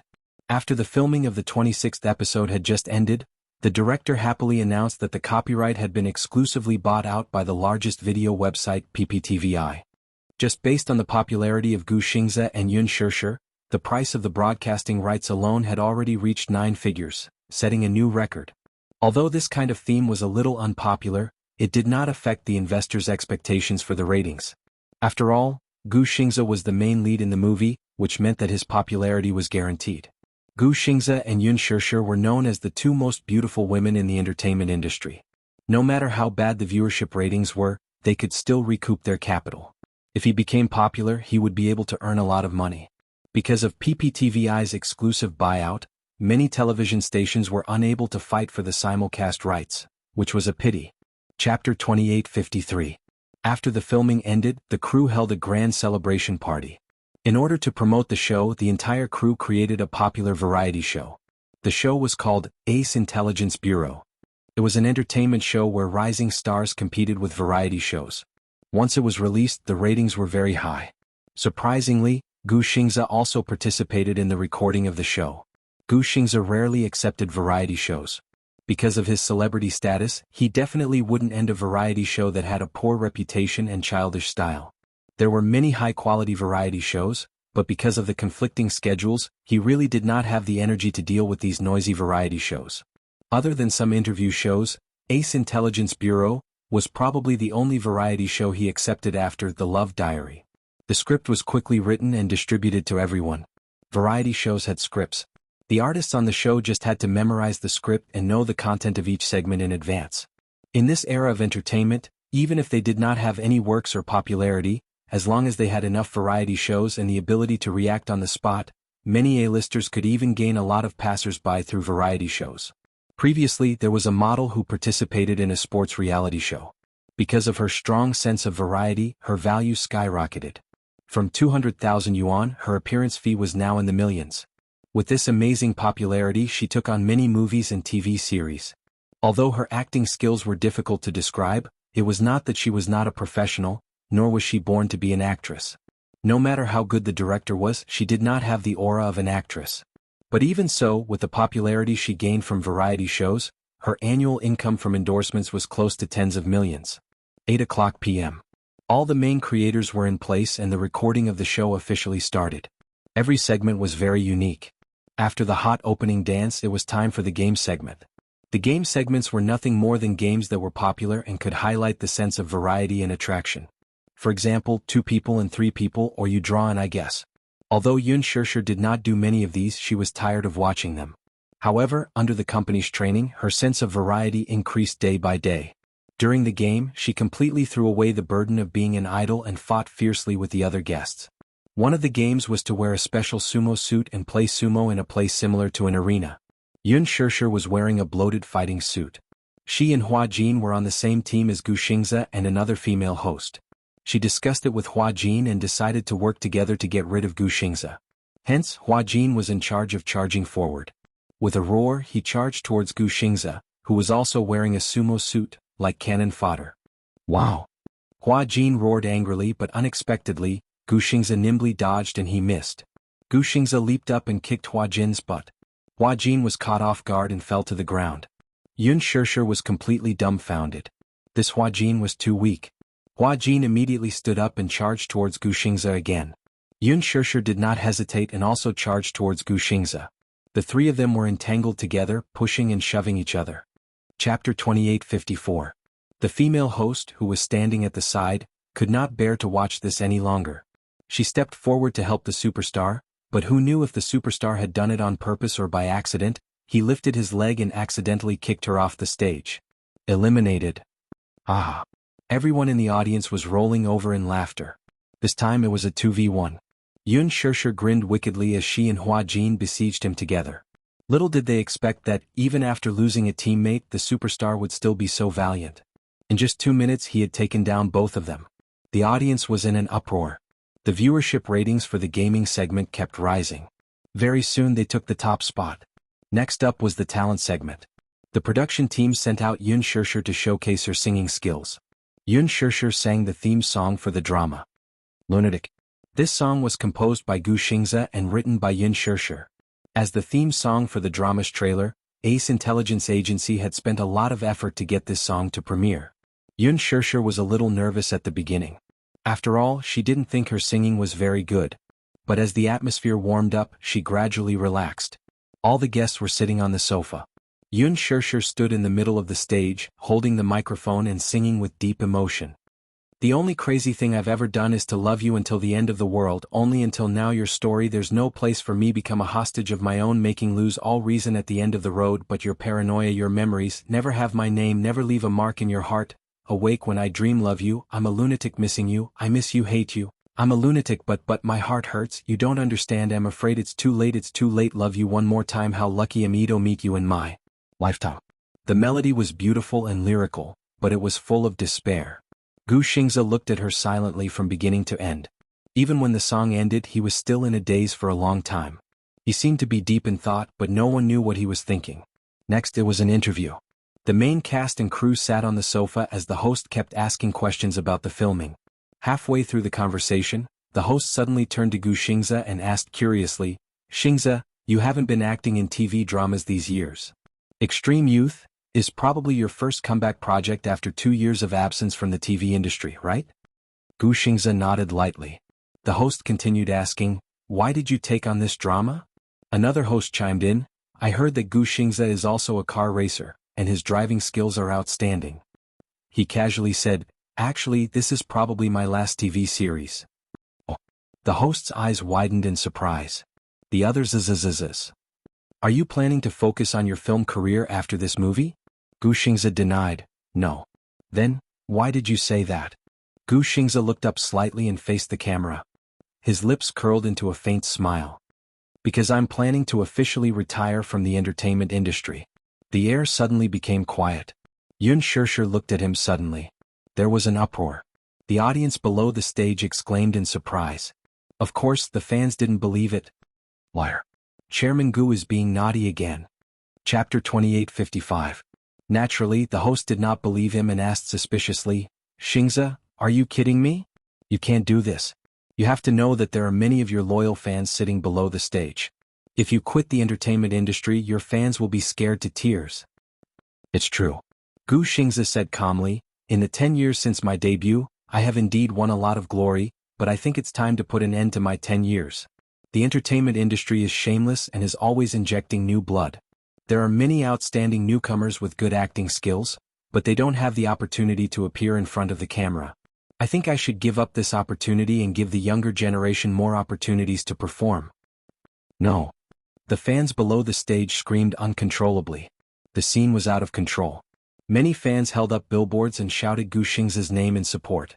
The director also revealed his face from behind the camera and looked at the stage with some confusion. He was very surprised and hesitated for a moment. Now that the scene was out of control, he wondered if he should rush in with the advertisement and cut this part out. Although it was a live broadcast, there was a 10-minute time difference between what was shown on TV and what was shown on TV. This was to prevent any accidents from happening and to edit it in time. However, even the director was stunned. This sudden announcement was not part of the script. Everyone was flustered and did not know how to react. Fortunately, the host reacted quickly and immediately returned to his senses and continued the interview. Why did you decide to quit the entertainment industry? Actually, all your fans have seen the glory you have achieved since your debut. Now that you are so popular, isn't it irrational to choose to quit the entertainment industry? In the beginning, entering the entertainment industry was just a change in life for me. I did not treat it as my entire life. However, with the rise of popularity, this job gradually became a responsibility. Gu Xingze paused and smiled slightly. He continued, however, being in a high workload state all the time makes one feel tired. I don't get a good rest every day, so my fans want to see more of me in front of the camera. My works, my new songs, and even my advertisements. A lot of work far exceeds my workload. Being in this state for a long time is really a very negative way of life. Don't quit the entertainment industry. Many fans were so emotional that they cried. Hua Jin was also stunned. Yun Shishir felt even more conflicted and did not know how to react for a moment. She had never imagined that this program would be his farewell ceremony from the entertainment industry. Was he really going to quit the entertainment industry? Gu Xingze glanced at the audience and suddenly stood up. He walked to the front of the stage and smiled faintly at a fan who was covering her face in pain. Don't cry, okay? Xingze, we love you. The fans were sobbing and begging him to stay. Gu Xingze laughed. Don't be sad, okay? I'm just quitting the entertainment industry, but that doesn't mean you won't see me in the future. I'm just too tired. Xingze. The fans cried bitterly, don't be so tired. You don't have to accept so many drafts. We are all willing to wait for you. But, without any works, artists will be outdated. Gu Xingze said helplessly, being outdated is more painful than retiring. Chapter 2856. You'll never be out of date. You'll always be our star. You'll always be our favorite idol. Xingze, don't make such a joke. We'll go crazy. Xingze, if you leave the industry, my heart will die. The scene became extremely sad. Even Gu Xingze, who never accepted emotional content, was teared up by the fans' passionate pleas and sorrowful tears. He turned around and slowly returned to his seat. When he turned around again, his handsome face was reflected in front of the camera. His eyes were so red that it made one's heart ache. I made this decision after much consideration. Gu Xingze sucked in a deep breath of cold air and finally said slowly, I've already booked a flight to America. I'll go back to university to pursue my postgraduate studies. With that, he put down the microphone, stood up abruptly, and left the studio resolutely. The scene was completely out of control. The fans' cries drowned out all the noise. All the main creatives of the production team looked at each other, not knowing what to do. Ever since the show was broadcast, it was the first time that it had to stop halfway because of such a sudden incident. On Weibo, netizens uploaded the edited footage of Gu Xingze's official announcement of his retirement from the entertainment industry. It quickly caused a lot of heated discussion. Gu Xingze announces his retirement from the entertainment industry. Gu Xingze's era is over? Gu Xingze's retirement from the entertainment industry has a hidden reason? Gu Xingze is unwell and announced his retirement from the entertainment industry to recuperate in America? On the internet, the fans were in an uproar because of this matter. Gu Xingze's latest Weibo post was quickly pushed to the top of the trending list. Many fans left comments to persuade their idol to stay. Many of them had become Gu Xingze's fans since they were in school. Until now, some of them had become moms and some of them had matured and grown up. Gu Xingze had debuted for 10 years and their fans had been around for 10 years. From the popular newbie when he first debuted to the Triphibian Heavenly King now, the name Gu Xingze was the youth of many people. One could imagine how much of a shock this news was to Gu Xingze's die-hard fans. It was too sudden. He was not mentally prepared at all. This was like bad news. How painful was that? Many fans who chased after celebrities could empathize with them. When the entire cast and crew returned home, Yun Shishir noticed that Gu Xingze had quietly left the cast and crew's group chat. She immediately called Qin Zhou. Qin Zhou picked up the phone and talked about this matter. Qin Zhou helplessly said that he also just found out about it. Without any warning, Gu Xingze announced his withdrawal and did not mention it to anyone. Even a close friend like Qin Zhou had never mentioned it to him. Why are you suddenly saying that you want to quit the entertainment industry? Yun Shishir was puzzled. What's going on? After I found out about this, I kept calling him but I couldn't get through. Could something have happened? Yun Shishir could not help but worry. Chapter 2857. I understand. Yun Shishir hung up the phone. Qin Zhou told her not to care about this matter. But how could she not care and not think about it? Yun Shishir could not help but feel upset and did not rest well the entire night. In the WeChat group, after a heated discussion, the director said, Xingza's announcement of his withdrawal from the entertainment industry is his personal decision. We have no right to interfere with how he decides his own life. Don't talk too much about it. Soon the group was dead silent. On Weibo, the heated discussion about Gu Xingza's incident never stopped. Many fans acted as if it was the end of the world and wantonly expressed their emotions on Weibo. Many people posted their purchases of Gu Xingza's records, movies, albums, and all kinds of merchandise. Some of the posters had already turned yellow and were stained with the traces of time. Some of the records had Gu Xingza's signature written on them. Fans cried and complained that the name Gu Xingza was all her youth. She had thought that she could stay by this idol's side until the end of time. Her sentiments resonated with countless fans. Those who had never pursued an idol probably did not know how it felt. It was a feeling more painful than being heartbroken. At this time, many keyboard warriors also appeared and wantonly accused Gu Xingza's fans of being brainless fans. Instead of paying attention to the matter of number 8 in the Sky Palace, they actually paid attention to an entertainer. Entertainers are really ruining the country. Instead of paying attention to national affairs, they actually pay attention to a celebrity. I'm so disappointed in young people these days. I heard that Gu Xingza's annual income is 9 figures. He's just an entertainer. How can he earn so much money? Those scientists who work hard on the front lines can't even earn 1% of this in their lifetime, right? This country is going to be finished. Soon, fans retorted. We can't make decisions on national affairs. But after liking Xingza for so many years, we've received a lot of positive energy from him. He works hard and is passionate about public welfare. He's an outstanding young idol. There are too many fascinating things about him. This is irreplaceable. Loving Xingza has become a way of life for countless of us fans. The scolding war continued to escalate.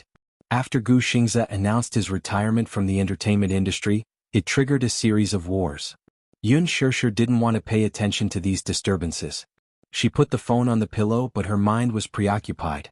The next morning, Yun Shirshir was woken up by a phone call from Xiao Shui. Shirshir. It was a deafening roar. Xiao Shui cried in despair, "Do you know? Xingza announced his withdrawal from the entertainment industry. Woo woo woo woo. What should I do? What should I do? I'm heartbroken." Just as Qin Zhou had predicted, Gu Xingza held a grand press conference at 9 o'clock in the morning in the conference room of the 5-star hotel. In front of the camera, Gu Xingza stood on the rostrum with a calm expression. The flashlights flashed, illuminating his face with white light. "I officially announce that from today onwards I, Gu Xingza, will be leaving the entertainment industry." After he finished speaking, he bowed deeply. His calm expression was hidden in the shadows. The press conference was broadcasted live on different video websites. The television stations took turns to broadcast it and reported it seriously. Gu Xingza's calm and handsome face was projected on the big screen in the mall. Chapter 2858. Many fans gathered under the big screen. When they heard this news, they covered their mouths and choked. This was probably the most morale day in the entertainment industry. 2 days after the press conference, this matter was still fermenting. Because of Gu Xingza's matter, extreme youth suddenly became the center of attention. When the entire production team was doing promotions, only Gu Xingza was absent. In the face of the media's questions, all the topics revolved around Gu Xingza's name. The entire production team was very embarrassed. All the media was targeting a lead actor who was no longer participating in any promotions. This was the most frustrating thing.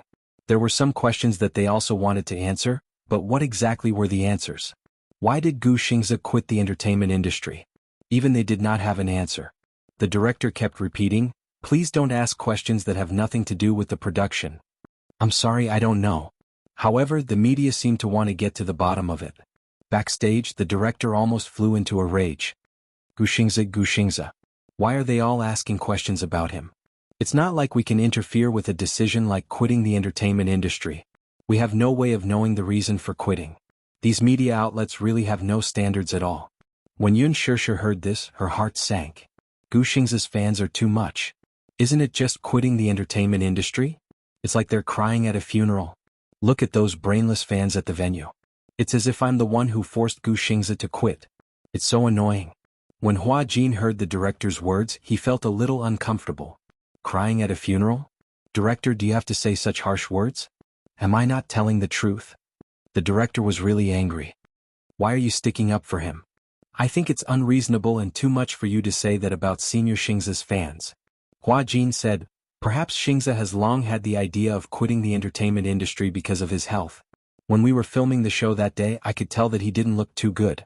However, even if he wanted to quit the industry, it would have been after filming all the scenes and when the production team was wrapping up. His withdrawal from the industry had indirectly helped the production team gain popularity.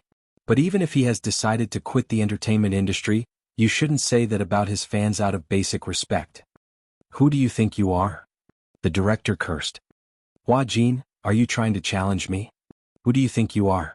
You're just a gigolo who was raised as a mistress and relied on the unspoken rules to get to where you are. I say, those brainless fans, why are you blindly interfering? Get lost. You. Hua Jin was furious and glared at him. He had dug up all the old grudges and even used such malicious words against him. He was so excited that he wanted to rush forward. Yun Shishir immediately stopped him. Hua Jin, don't be rash. Under her persuasion, Hua Jin finally managed to hold himself back. However, she turned around and suddenly walked over to the director. She stopped in front of him. Shishir, what are you doing? Before he could finish his sentence, Yun Shishir raised her hand and slapped him across the face. Everyone couldn't help but be dumbfounded. There were many big shots who dared to challenge the director. However, Yun Shishir was the first person to slap the director in front of everyone. She was crazy. What are you doing? The director covered his face and flew into a rage out of humiliation. Chapter 28:59. If you don't respect others, don't expect others to respect you. Then Yun Shishir said calmly, Director, I think Hua Jin is right.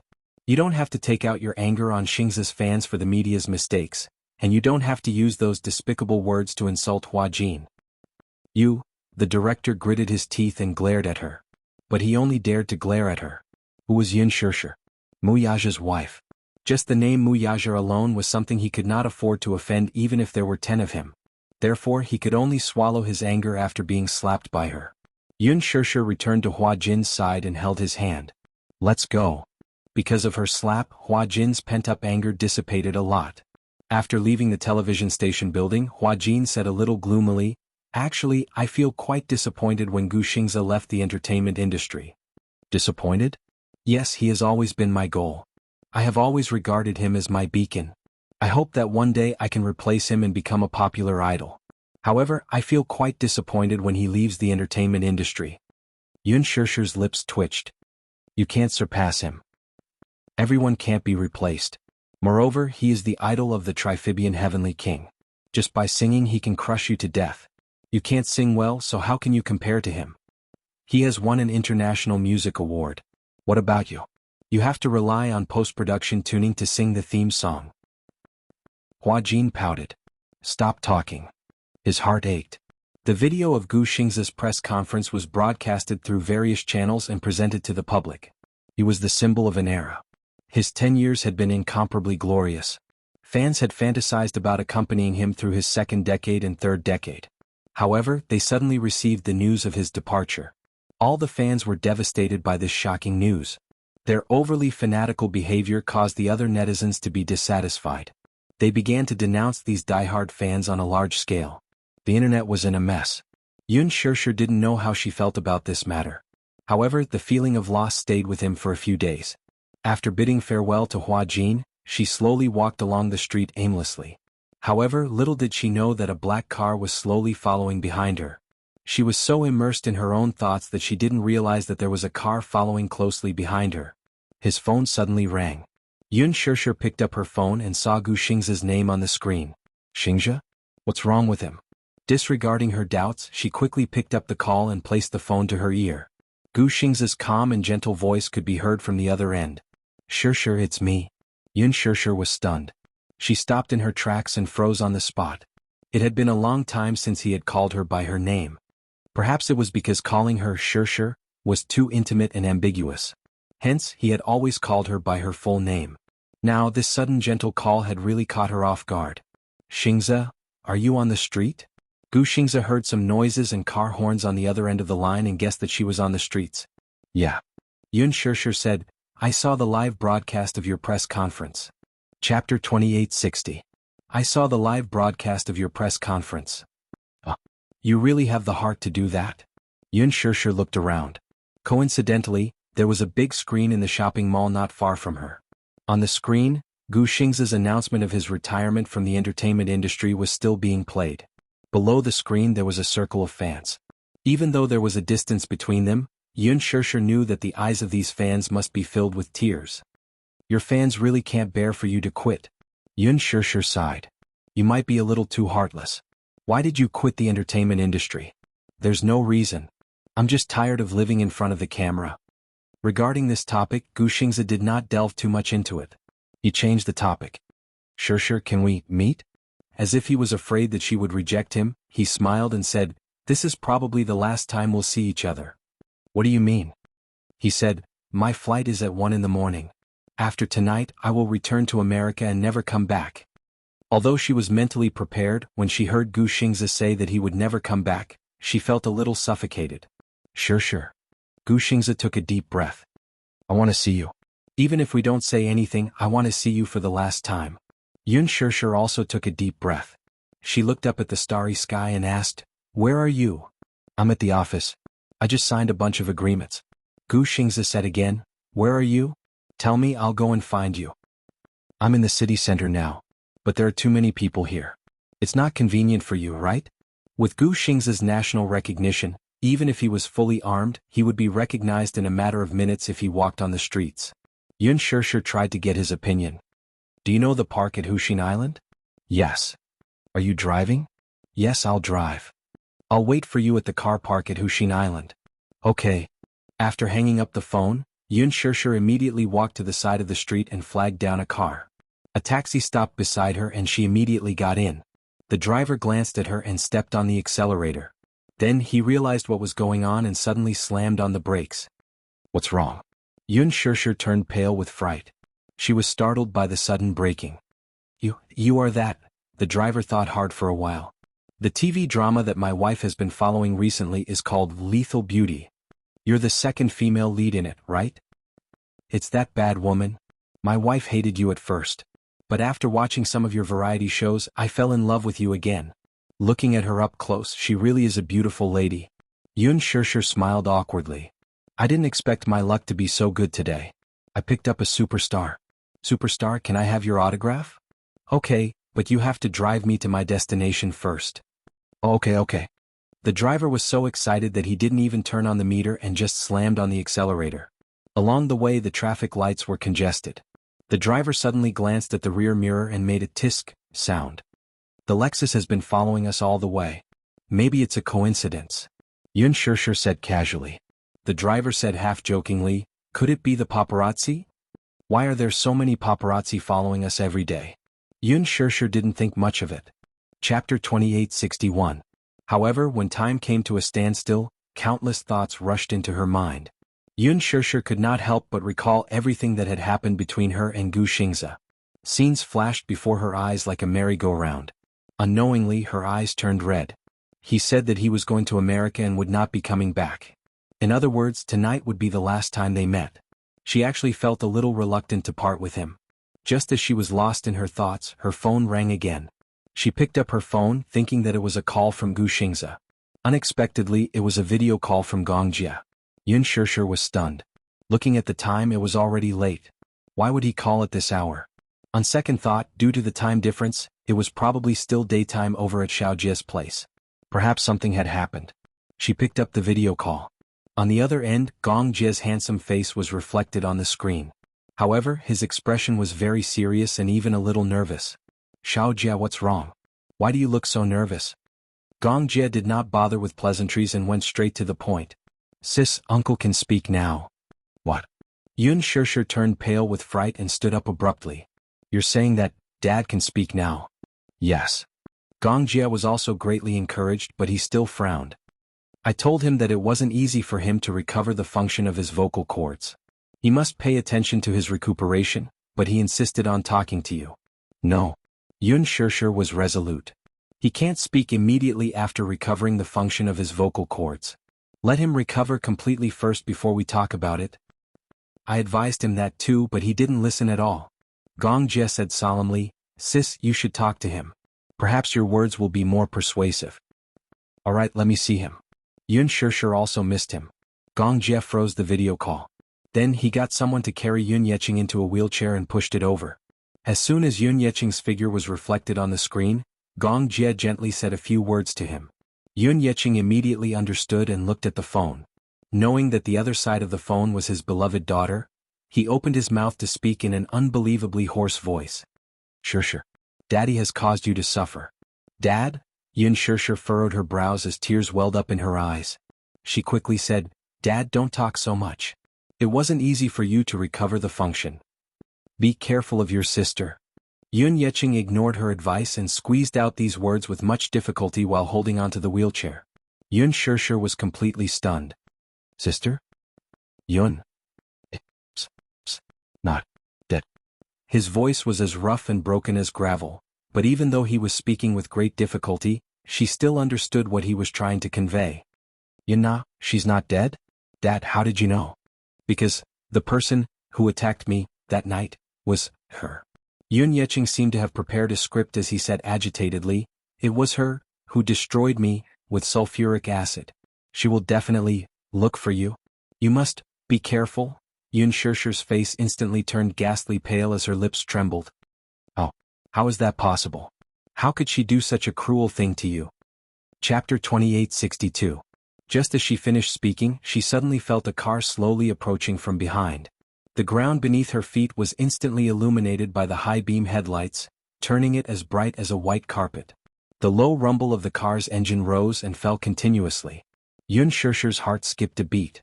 She turned around stiffly and saw a black Lexus parked quietly not far away. The car's high-beam headlights were extremely dazzling. The light suddenly changed and in an instant, her eyes were as bright as the aurora. Yun Shusher could not open her eyes because of the blinding light. She could not help but raise her hand to shield her eyes. She subconsciously staggered backward, only to see the car release its brakes and step on the accelerator, speeding toward her. Yun Shusher hurriedly retreated and wanted to avoid it. Suddenly, a man's steady voice came from behind. Shusher, be careful. Immediately after, a figure pounced on her. It was Gu Xingze. When he pounced on her, he did not forget to use his arms to protect her. Hence, even when the two of them fell to the ground, she fell into his arms and did not collide directly with the ground because of his protection. Her phone, however, did not escape being crushed by the car's wheels and was directly crushed. The car brushed past the two of them and stopped very quickly. Immediately after, a woman got out of the car. Yun Shusher turned around abruptly and saw that the woman was wearing a simple outfit that was as black as ink. However, under her short hair, her face was extremely ugly and covered with hideous scars.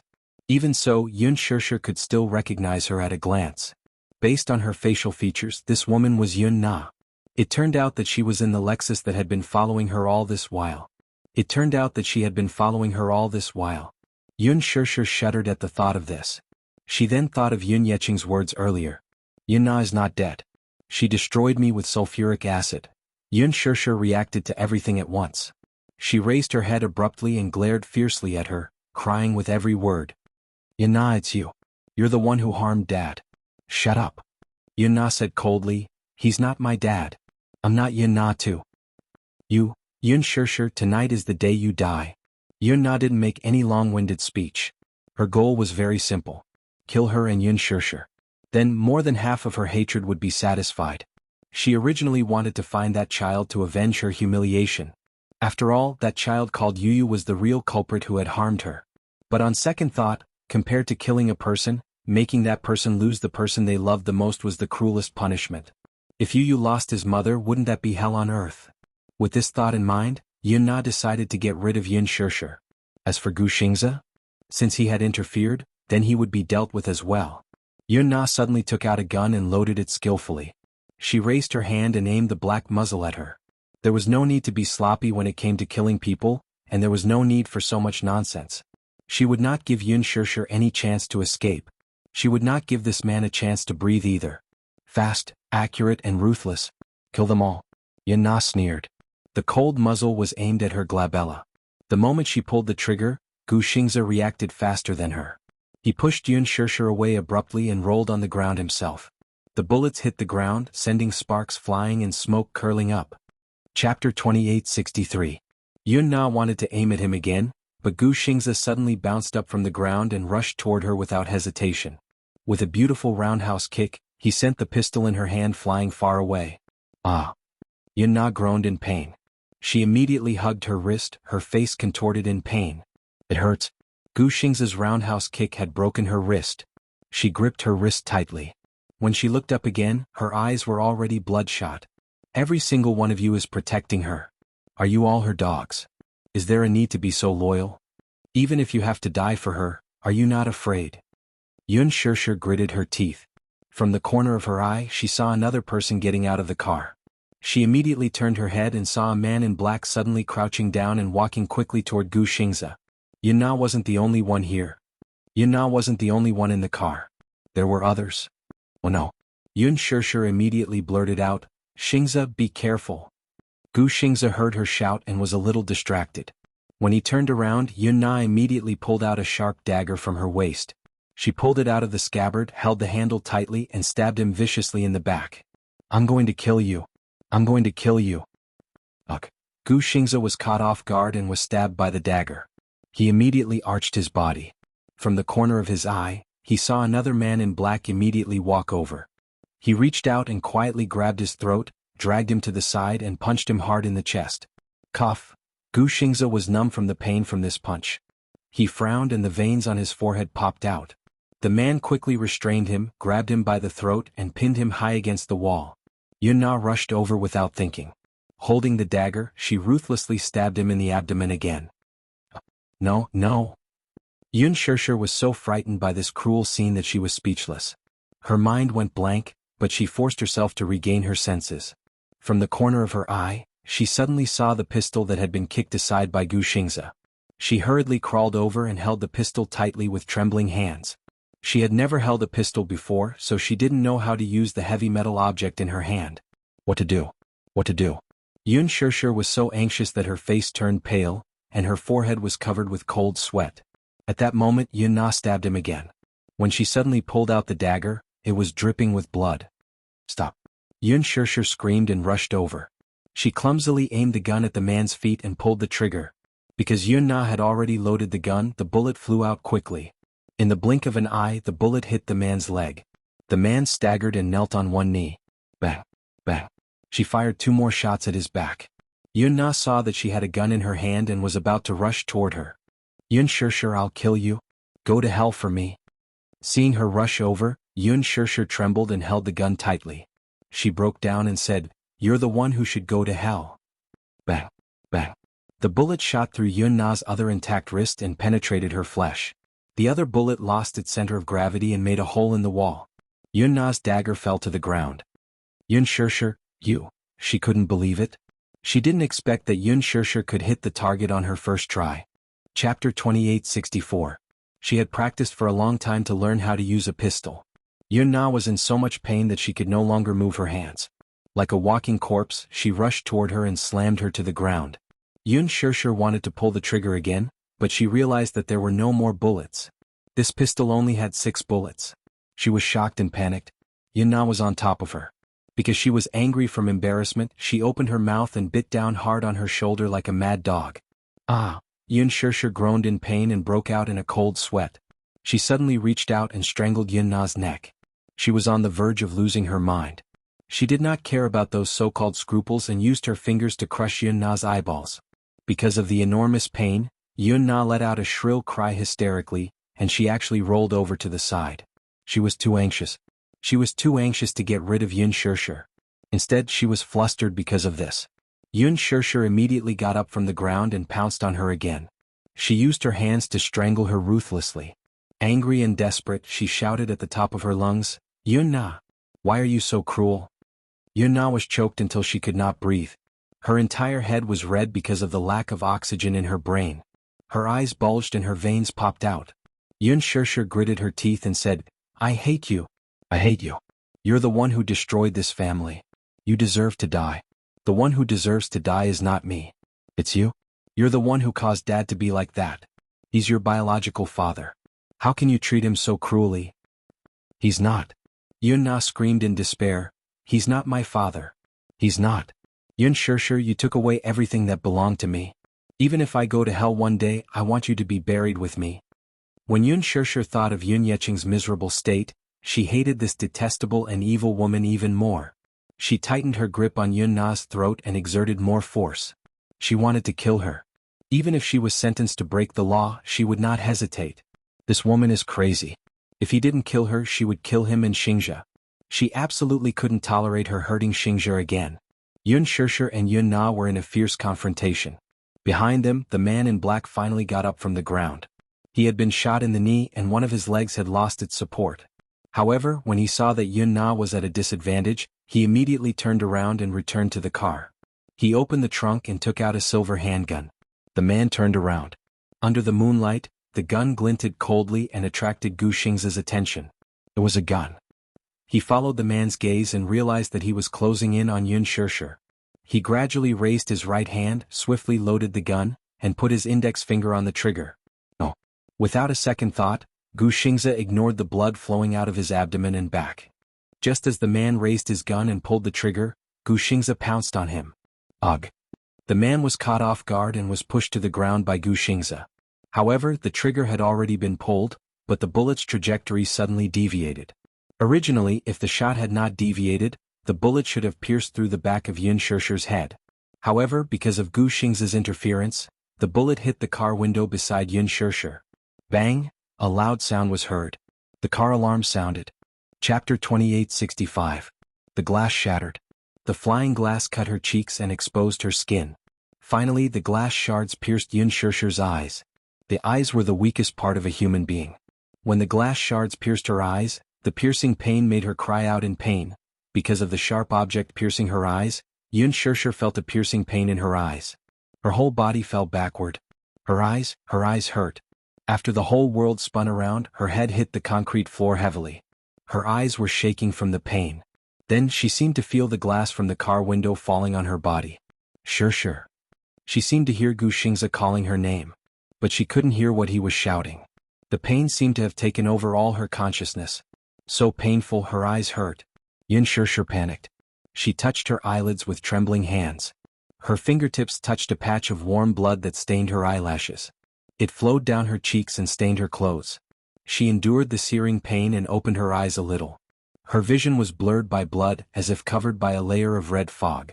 It was so hazy that she couldn't see anything. She could only vaguely distinguish the glaring light. I can't see anything," Yun Shishir choked with sobs. Gu Xingzhe frowned and gritted his teeth. He grabbed the dagger from the ground with difficulty. The man behind him wanted to get up and make a final struggle. However, Gu Xingzhe didn't give him the chance to do so. The dagger pierced into his chest. That was where his heart was. Gu Xingzhe knew very well that this dagger had pierced into his chest. He didn't want to get up. The man's eyes widened in disbelief as he was stabbed in the chest. His face instantly became distorted as he looked at the man covered in blood in disbelief. He had been stabbed so many times, but he still had so much strength. To actually stab the dagger so deeply. The man immediately spat out a mouthful of blood. This slash was almost destructive. His entire body collapsed on the third floor. His eyes were wide open in anger and he no longer struggled. Gu Xingzhe stood up and staggered over to Yun Shishir's side to help her up. However, when he exerted a little force, it affected the location of the wound and blood gushed out again. Yun Shishir shrieked in fright when she felt someone touching her. Gu Xingzhe immediately coaxed her gently. Shishir, don't be afraid. It's me, Xingzhe. He held back the sweet taste in his throat and glanced at Yun Na, who was unconscious on the ground. He said to her, let's go to the hospital. Before he could finish his words, his legs went soft and he almost fell to his knees. When Yun Shishir heard his voice, she endured the pain and groped around aimlessly. Finally, she found his hand. She immediately grasped his hand tightly. Xingzhe, how are you? Are you seriously injured? Did you lose a lot of blood? No. Gu Xingzhe endured the pain and gritted his teeth. He pretended to smile calmly and said, I'm fine. Yun Shishir didn't believe him. She rubbed his body, but he held her hand instead. Your eyes are injured. Let's go to the hospital, okay? Okay. Yun Shishir touched her face in pain. When she touched the sticky blood, she became even more flustered. She couldn't see anything. Chapter 2866. Seeing that she was flustered, Gu Xingzhe hugged her gently to calm her down. Don't be afraid. I'm here. Everything will be fine. He said calmly. Everything will be fine, okay? Don't be afraid. The two of them stood up while leaning against each other. Yun Shishir couldn't see and had lost her sense of direction. She could only use all her strength to put Gu Xingze's arm on her shoulders and try her best to support all his weight. Gu Xingze hugged her shoulders. He knew deep down that this idiot must have wanted to use his body to support her. However, she was also severely injured. He couldn't bear to let her bear all his weight. He really couldn't bear to let her bear all his weight. Hence he shifted his weight to the other side. He hugged her with one hand and covered his bleeding wound with the other. He slowly walked towards the intersection. Yun Shishir couldn't see. Because she couldn't see how pale his face was at this moment. His face was pale and covered in cold sweat. Especially his originally rosy lips. They had lost all color due to excessive blood loss. And because she couldn't see at all how gentle Gu Xingze's gaze was on her at this moment. It was a gentleness that was engraved in his bones. If he could, he wanted to look at her as much as possible. He wanted to imprint her features deeply into his bones and blood. If he could, he wanted time to stop right here and now. He wanted to look at her quietly until he got tired of looking at her. If he could, he wanted to go back to the day when they first met. He would definitely hug her tightly in his arms. When that man appeared, he would take over her entire heart. Gu Xingze's lips suddenly trembled. Looking at Yun Shishir's side profile as she endured the pain, he couldn't bear to let her go just like that. For a moment, his eyes were filled with tears and they were red. Shishir, before I came, I thought of countless parting words. Gu Xingze tried his best to widen his eyes and force back his tears. His Adam's apple bobbed and the corners of his lips curled up. He smiled and said, I want to wish you happiness. I wish you happiness forever, but I selfishly think that I might not be able to be generous, to wish you happiness. Yun Shishir's expression suddenly froze. How I wish that you couldn't live without me. Xingze, I like you. Gu Xingze endured the pain and his voice was as soft as the wind. I really like you, cough. He tried his best to force a smile. I love it so much. This was the first time in his life that he loved someone so deeply. He couldn't accept this. For the first time in his life he wanted to obtain someone, but after exhausting everything he still couldn't obtain her. However, no matter how unwilling he was, I still want you to be happy. Gu Xingze muttered. Shishir, do you know? I want to be generous and wish you happiness, but I also selfishly hope that you'll never be happy for me. But if you're lonely I can't bear it. Yun Shishir suddenly felt the weight on one of her shoulders collapse. Her shoulder was suddenly empty, and she heard a heavy sound. It was the sound of someone falling to the ground. Xingze. Yun Shishir was so scared that she cried, Xingze, where are you? Chapter 2867. Xingze, where are you? She immediately squatted down and desperately searched until she found an arm. She crawled over along the arm and hugged Gu Xingze in her arms with heartache. Tears kept flowing from her eyes and dripped onto his body along with blood. Xingze, don't scare me, don't scare me. She was so shocked that she was flustered. It was as if the whole world had collapsed. She shouldn't have accepted his appointment. She should have rejected him cruelly. That way, even if he was disappointed, he could have safely boarded the plane to America and not ended up like this. She was wrong. Oh God. She knew she was wrong. She really knew she was wrong. Could she rewind time? She didn't want anything to happen to him. Sure. Gu Xingze's breathing suddenly quickened. He opened his eyes and looked up at her. Seeing her crying, his heart felt like it was being stabbed by a knife. Don't cry. Xingze, don't scare me. It's okay. Gu Xingze smiled gently and coaxed her softly. I don't care about life and death anymore. He had depression, so he didn't care about death. From the beginning to the end, he had locked himself in his own world. The only light he saw was her, but he didn't hold on to it firmly. In this world, the only thing he couldn't care less about was her tears. It's all my fault. It's all my fault. Yun Shishir cried bitterly. Let's exchange, okay? I'll exchange my life for yours. Please don't die. You can't die. Don't leave me so cruelly. Will you forget me? Gu Xingze asked with difficulty. When Yun Shishir heard this, tears welled up in her eyes. He continued to ask stubbornly, if I die, will you remember me for a second? Yun Shishir was very sad and deliberately provoked him. If you die, I'll definitely forget you. The more I forget, the better. So, when Gu Xingze heard this, he laughed softly and interrupted her. Yes, that would be best. Yun Shishir was stunned. When Gu Xingze heard that she was going to forget about him, there was a sense of loss and comfort in his eyes. He was disappointed because she said that she wanted to forget about him. Comforting like this, what was left for her was not those painful memories. I also don't want to leave you with sad memories. Gu Xingzi's eyelids became heavier and heavier. His face lost all its luster and became extremely gloomy, but he still tried to smile. Forget me? It would be best. His eyelashes gradually drooped. His fair hand suddenly slipped from her palm and hung limply to the side. The air suddenly became deathly still. In his ears, it was as if the line of death had been drawn. She could no longer hear any sound, and she could no longer feel any warmth or undulations from his body. She could only feel that his body was gradually losing its warmth, and it was becoming increasingly cold. Xingzi? She forced a smile and gently touched his cold face, trying her best to pull the corner of his lips. Xingzi, can you talk to me? I want to talk to you. I'm scared. I'm really scared, liar. Yun Shirshir furrowed her eyebrows. Didn't you say that with you around, I don't need to be afraid? But, why did you leave me behind? Gu Xingzi did not react at all, let alone make a sound. Chapter 2868. Gu Xingzi did not react at all. His eyelids were slightly closed and his expression was calm. However, he was like an empty shell, so empty that there was no trace of life. No, she finally began to panic. She groped around and held his face, pressing her forehead against his cheek. However, she could only feel his cold temperature. Xingzi, don't. I beg you don't leave me, she begged in despair. Using all her strength, she hugged his shoulders tightly, trying to transfer all her body temperature to him. Xingzi, I was lying to you just now. Yun Shirshir said in pain, I was lying to you. I wanted you to live well. I was lying to you. I won't forget you. How could I bear to forget you? Memories flashed through her mind like a revolving lantern. When they first met, he smiled and sized her up. His beautiful eyes were slightly curved, and a warm smile appeared on his face. You're so clean and beautiful. Why did you become the assistant of a small-time model? How useless. You're much prettier than her. If you enter the entertainment industry, you'll definitely be popular. Your temperament is just right for the female lead in my heart.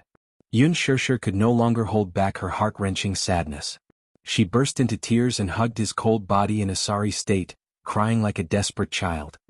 I like you so much. I like you so much. Gu Xingzi's smile was still vivid in her mind.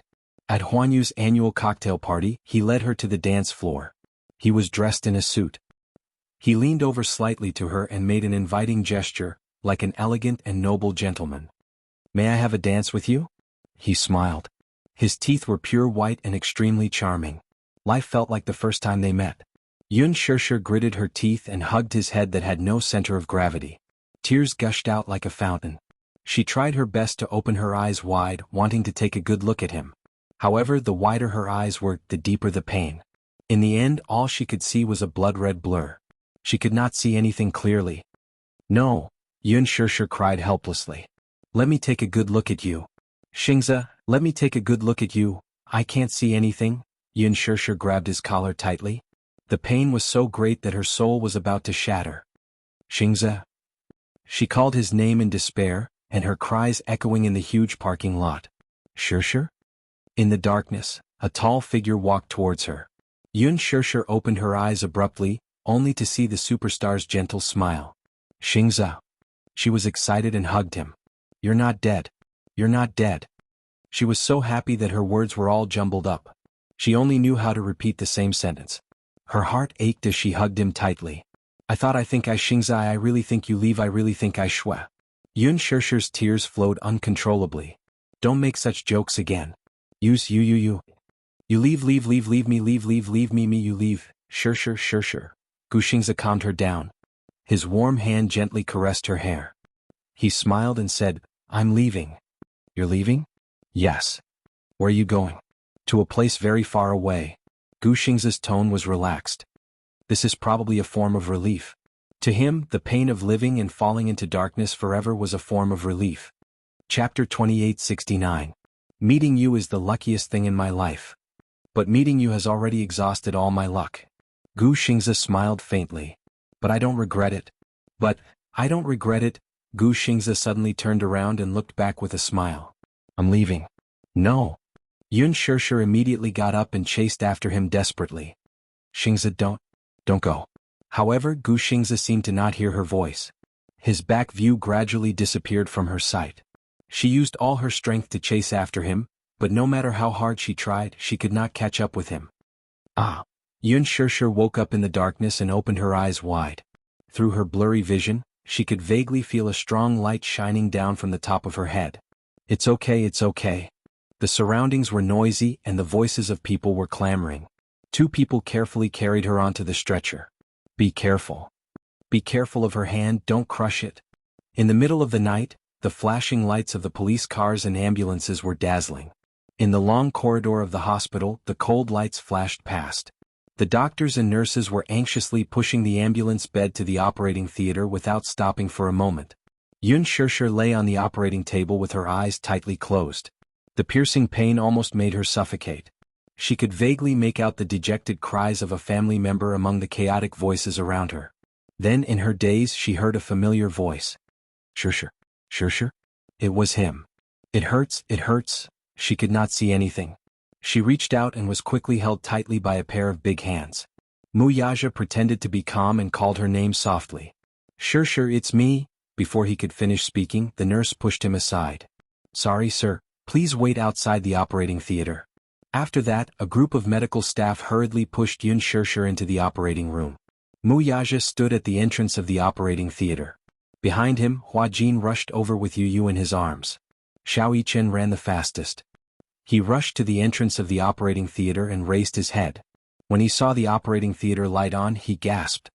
Mommy? He walked to the door in a panic and peeked through the crack. Hua Jin immediately asked, Brother-in-law, what happened to elder sister? We still don't know what's going on. Sister? Her eyes were injured. I've already sent someone to investigate the details. Previously he had sent bodyguards for her, but according to the news she had followed the crew to the TV station for an event, and then the crew was responsible for sending her home. Hence they did not follow her.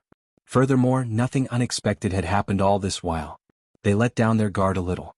Yun Shirshir also said that there was nothing special, so they didn't follow her anymore. Thus they were on standby. Excuse me, are you the victim's family member? The doctor's trembling voice came from the emergency room not far away. Wuxia turned around and saw Gu Jinglian standing at the door of the emergency room. His expression was gloomy and his aura was terrifying. In the middle of the night, he had received a call saying that Gu Xingze was in trouble. He rushed over. Along the way he felt that it was inconceivable. Trouble? How could it be? Didn't he go out for something? Chapter 2870. He said that he would not come back after returning to America. Gu Jingze had wanted to send him off, but he said that he wanted to see the most important person in his final moments. Then he disappeared without a trace. Gu Jingze did not expect to receive such news in the middle of the night when he waited for his return. He rushed to the hospital and arrived at the emergency room. The doctor asked him if he was the victim's family member. The victim? Gu Jinglian's face darkened. Where is he? He's in the emergency room. We've already tried to resuscitate him, but he lost his vital signs on the way. There's nothing we can do to save him. The doctor said regretfully. Gu Jinglian did not believe him. How is that possible? Quack, could you have made a mistake? The doctor felt wronged. Even so, he explained in a low voice, how could I have made a mistake? The victim was a very popular celebrity when he was alive. He was a popular idol. You didn't see how the nurses in the emergency room were crying so hard. Gu Xingze had lost all signs of life on the way to the hospital. Some of the medical staff recognized him in the ambulance. This nurse happened to be Gu Xingze's fan. When she saw this scene, she was stunned as if she had been struck by lightning. It was unbelievable. The idol who had announced to the public that he was quitting the entertainment industry just a day ago was now a cold body. When Gu Xingze was sent to the emergency room, many nurses swarmed over. Oh my God. Oh my God. Isn't this Xingze? My eyes must be playing tricks on me. Or maybe, am I dreaming? The emergency room was filled with cries. No one could believe that Gu Xingze was dead. She left this world coldly and desolately. But the most heart-wrenching thing was not his departure. It was when the doctor announced that the resuscitation was futile. When the nurses cleaned his wounds, they found that he was covered in wounds and blood. Not only did he leave alone, but he also left in great pain. Even if they weren't Gu Xingze's fans, their eyes turned red from sadness at such a bleak scene. Get out of my way. Gu Jinglian lost his patience and pushed him away. He kicked the door open and barged in. The door was kicked wide open. Gu Jinglian walked in and was surprised to find a body covered tightly by a white cloth on a hospital bed in the emergency room. The nurses hugged each other and burst into tears. Gu Jinglian could not help but feel annoyed. He shouted angrily, "Get out of here!" A few nurses were shocked by his angry and cold expression. Under the doctor's eye signal, they left the room in groups. In the spacious resuscitation room, there was only a lonely bed left. All kinds of medical instruments were piled up at the side. At the foot of the bed, there were many blood-stained and cut clothes. Gu Jinglian walked over to the bed. He did not believe that the person under the white cloth was Gu Xingze. He could not help but reach out, pinch a corner of the white bedsheet and lift it up. Wow! Gu Xingze's pale and handsome face came into view. Gu Jinglian's eyes widened slightly. He lost focus for a moment and his pupils contracted. He was so shocked by this scene that his heart stopped beating for a moment. Xingze, was he really dead? He was in disbelief. Chapter 2871. Uncle Fu also walked over. When he saw Gu Xingze on the bed, his eyes instantly turned red. What happened? He was fine. Why did he? It wasn't that he didn't have feelings for Gu Xingze. Uncle Fu had served Gu Lianqing wholeheartedly in the Gu family. After Gu Lianqing passed away, he started serving Gu Jinglian. However, his heart was incomparably gentle. His heart ached for Gu Xingze and he pitied him. Gu Xingze had lived in the Gu family for a period of time. At that time, only Uncle Fu could get close to him. Since he was young, Xingze's personality had been more introverted. He rarely interacted with outsiders and always sealed himself in his own world. He liked to hide in the study room and read quietly or flip through comics. The only person who could communicate with him was probably Uncle Fu. From the beginning to the end, very few people could enter his heart. Once they entered, they couldn't leave. He was obsessed with love. In Uncle Fu's eyes, although this child looked cold, he valued love more than his life. He looked at Gu Xingze's pale face and couldn't help but cry. He quickly wiped it away with his hand. Young Master Xingze, how could this be? Muyaja also walked into the emergency room. He had only planned to wait outside the operating theater for his wife. When he found out about this, he rushed over but only saw Yun Shishir lying on the operating table, covered in blood. He didn't know if the blood on her clothes was hers or someone else's. Especially her eyes, which were filled with blood. When he saw it, his heart felt like it was being stabbed. What was the feeling of heartache? He wished he could take the pain for her. The eyes were the most vulnerable part of a person. The doctor said that there were many small glass shards in her eyes, which caused the corneal hemorrhage. Glass shards. How did these damn things get into her eyes? Muyaja really couldn't figure it out, but he didn't have time to investigate. He only cared about accompanying her by the bed. At that time she was unconscious, but she kept mumbling as if she was talking nonsense. He leaned closer to listen but he couldn't hear clearly. When she finally woke up and opened her eyes, she was pushed into the operating theater. Muyaja could only force himself to calm down. If he lost his composure, the situation would be completely out of control. Right now, he had to guard her until she left the operating theater safely. He didn't care about her eyes or whether she would lose her vision. He only wanted her to live well. Even if she could no longer see, he would do everything in his power to make her see again. However, Muyaja saw Uncle Fu's his eyebrows. But when he heard him, he heard Uncle Fu's sorrowful voice, "Young master?" His eyebrows twitched and he vaguely suspected something, so he walked to the resuscitation room. However, he saw such a desolate scene. Gu Xingze lay on the hospital bed with a pale face. To be precise, this was an empty shell without any soul control. It was cold without any temperature. His body was already cold. His limbs were also gradually stiffening. His handsome face was stained with blood, but it was strangely calm. It was as if he had just fallen asleep. Normally, after suffering so many injuries, an ordinary person's expression would be extremely ferocious before they died. However, he was exceptionally gentle and quiet, as if he had left without any pain. Chapter 2872. He had never thought that the two of them would meet under such circumstances. Gu Jinglian sized him up and asked expressionlessly, "Why are you here?" "What happened to him?" Muyaja asked instead of answering. Gu Jinglian lowered his gaze and glanced at Gu Xingze. His expression was covered with a layer of ice. "Oh, he's dead." He left peacefully. He had originally thought that he would not be affected by any accident that Gu Xingze had caused. However, he did not expect that when this family member left, Gu Jinglian's heart would still ache a little. Gu Xingze was dead. His heart was heavy. Gu Jinglian suddenly narrowed his eyes. "Who did it? Old master, who did it?" Gu Jinglian gripped the armrest tightly, his gaze vicious. Who did it? Uncle Fu immediately said, I just understood the situation. It said that the culprit has already been detained. It's a woman.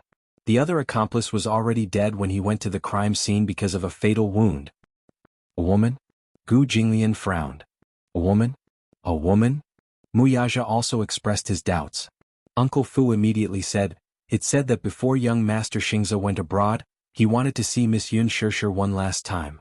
He was probably attacked on the way to the appointment. Did he offend any enemies? Gu Jinglian's expression turned even colder. I remember that he didn't offend anyone. How could he be attacked for no reason? All these need to be carefully investigated by the police before they can come to a conclusion. I've already sent people to put pressure on the relevant departments. I believe that they will be able to come to a conclusion soon. Muyaja frowned and suddenly asked, did you find out the woman's name? When Uncle Fu heard this, he and Gu Jinglian turned to look at him. After struggling for a while, he said slowly, I only know that it was a young woman with a slightly damaged face. Her surname is Yun and her name is Na. That's all I know. Muyaja was stunned and the muscles on his face tightened. Na, it was actually this woman. He narrowed his eyes and guessed what was going on. Bang! A loud sound was heard. The door of the resuscitation room opened wide. Hua Jin was startled by the sudden movement. He stood up immediately, only to see Muyaja walk out with a stern expression. He strode in front of him and instructed, stay here and guard her well. What happened to you? You look like you're in a hurry. Where are you going? Hua Jin was a little confused. Muyaja said, I have something very important to deal with. What? Before he could finish his question, Muyaja didn't have time to say much to him. He only instructed him to guard the resuscitation room and take care of Yun Shishir first. Then he turned and left in a hurry. A number of police cars were parked at the entrance of the hospital. After escorting the injured and taking their statements, the police officers were about to return home. Muyaja followed them closely in his car until the police car entered the police station. He parked his car and rushed into the office hall. At a glance, he saw Yun Na, whose hands were handcuffed. Chapter 2873. Muyaja did not recognize her at first glance, but he inadvertently discovered the hideous and terrifying scars on her face.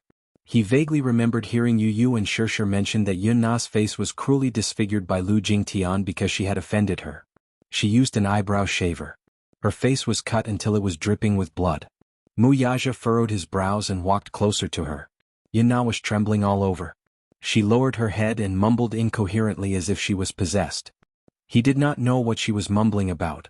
Muyaja's handsome brows sank slightly. He did not know what exactly had happened. By the time he arrived at the hospital, Yun Shishir and Gu Xingze had already lost their lives on the way to the hospital.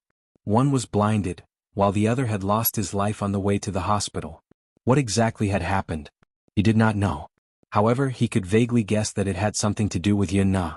Muyaja's face was dark and furious. He did not know that Yun Na was still alive, nor did he know that Yun Yeching's accident had something to do with her. He also did not know that Lu Jingtian's burns were caused by Yun Na. She had returned from hell like a malicious spirit, seeking revenge. After the 3 police officers in charge of this case registered the case, they walked over with the records. When they saw Muyaja standing at the side, they were stunned for a moment. Clearly they did not know who he was. What are you doing? The officer in charge was the first to ask. Muyaja glanced at him and then said coldly, I'm the victim's family member. The victim's family member? The officer glanced at him and then at Yun Na. He suddenly reacted. You're Yun Shishir's family member? Yes. Who are you to her? What's your identity? Husband. Zhang?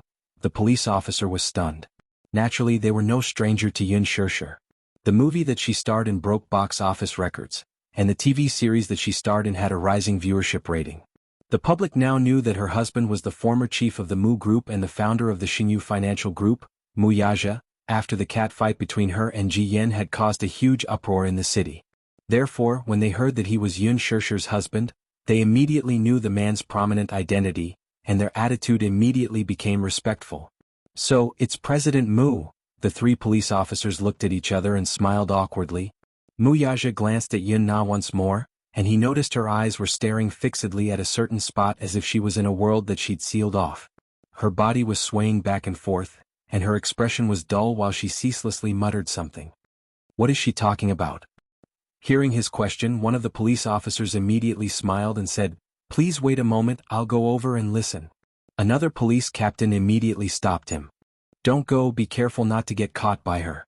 He didn't know if this woman was really crazy or just pretending to be crazy. On the way back to the police station, she was so paranoid as if she was possessed. Could it be that she's mentally ill? If she's mentally ill, we'll have to test her. Mu Yaja immediately glanced at him coldly, and the man immediately stopped talking. "President Mu, do you have any instructions for us?" Mu Yaja sized up Yun Na with a gloomy look and then ordered, "Go through the bail procedure for me." This, bail? Chapter 2874. The three of them were well aware of the situation. If Mu Yaja wanted to bail someone out, he didn't need to ask for their opinion. However, it was indeed too brazen of him to go through the bail procedure without even interrogating the criminal. "I'll give you 20 minutes to go through the procedure." Mu Yaja glanced at his watch expressionlessly, then looked up and said coldly, "My time is precious." The three of them couldn't help but be deeply shocked by his gaze. They shuddered and looked at each other. At the hospital, the emergency room was crowded with people. News of Gu Xingza's accident spread like wildfire among the media, probably due to the hospital's insiders leaking the news. Many media outlets, upon learning that Gu Xingza had met with an accident and his life was in doubt, went to the hospital to wait for him after finding out which hospital he was sent to. Huan Yu also received the news from the Gu family and sent Ji Lin and Qin Zhou to rush over. Qin Zhou was the first to arrive at the hospital and hurriedly entered the morgue. In the huge morgue there was only one bed. This was a room that the hospital had specially emptied to store Gu Xingza's body. Soon, someone rushed over to take care of Gu Xingza's body.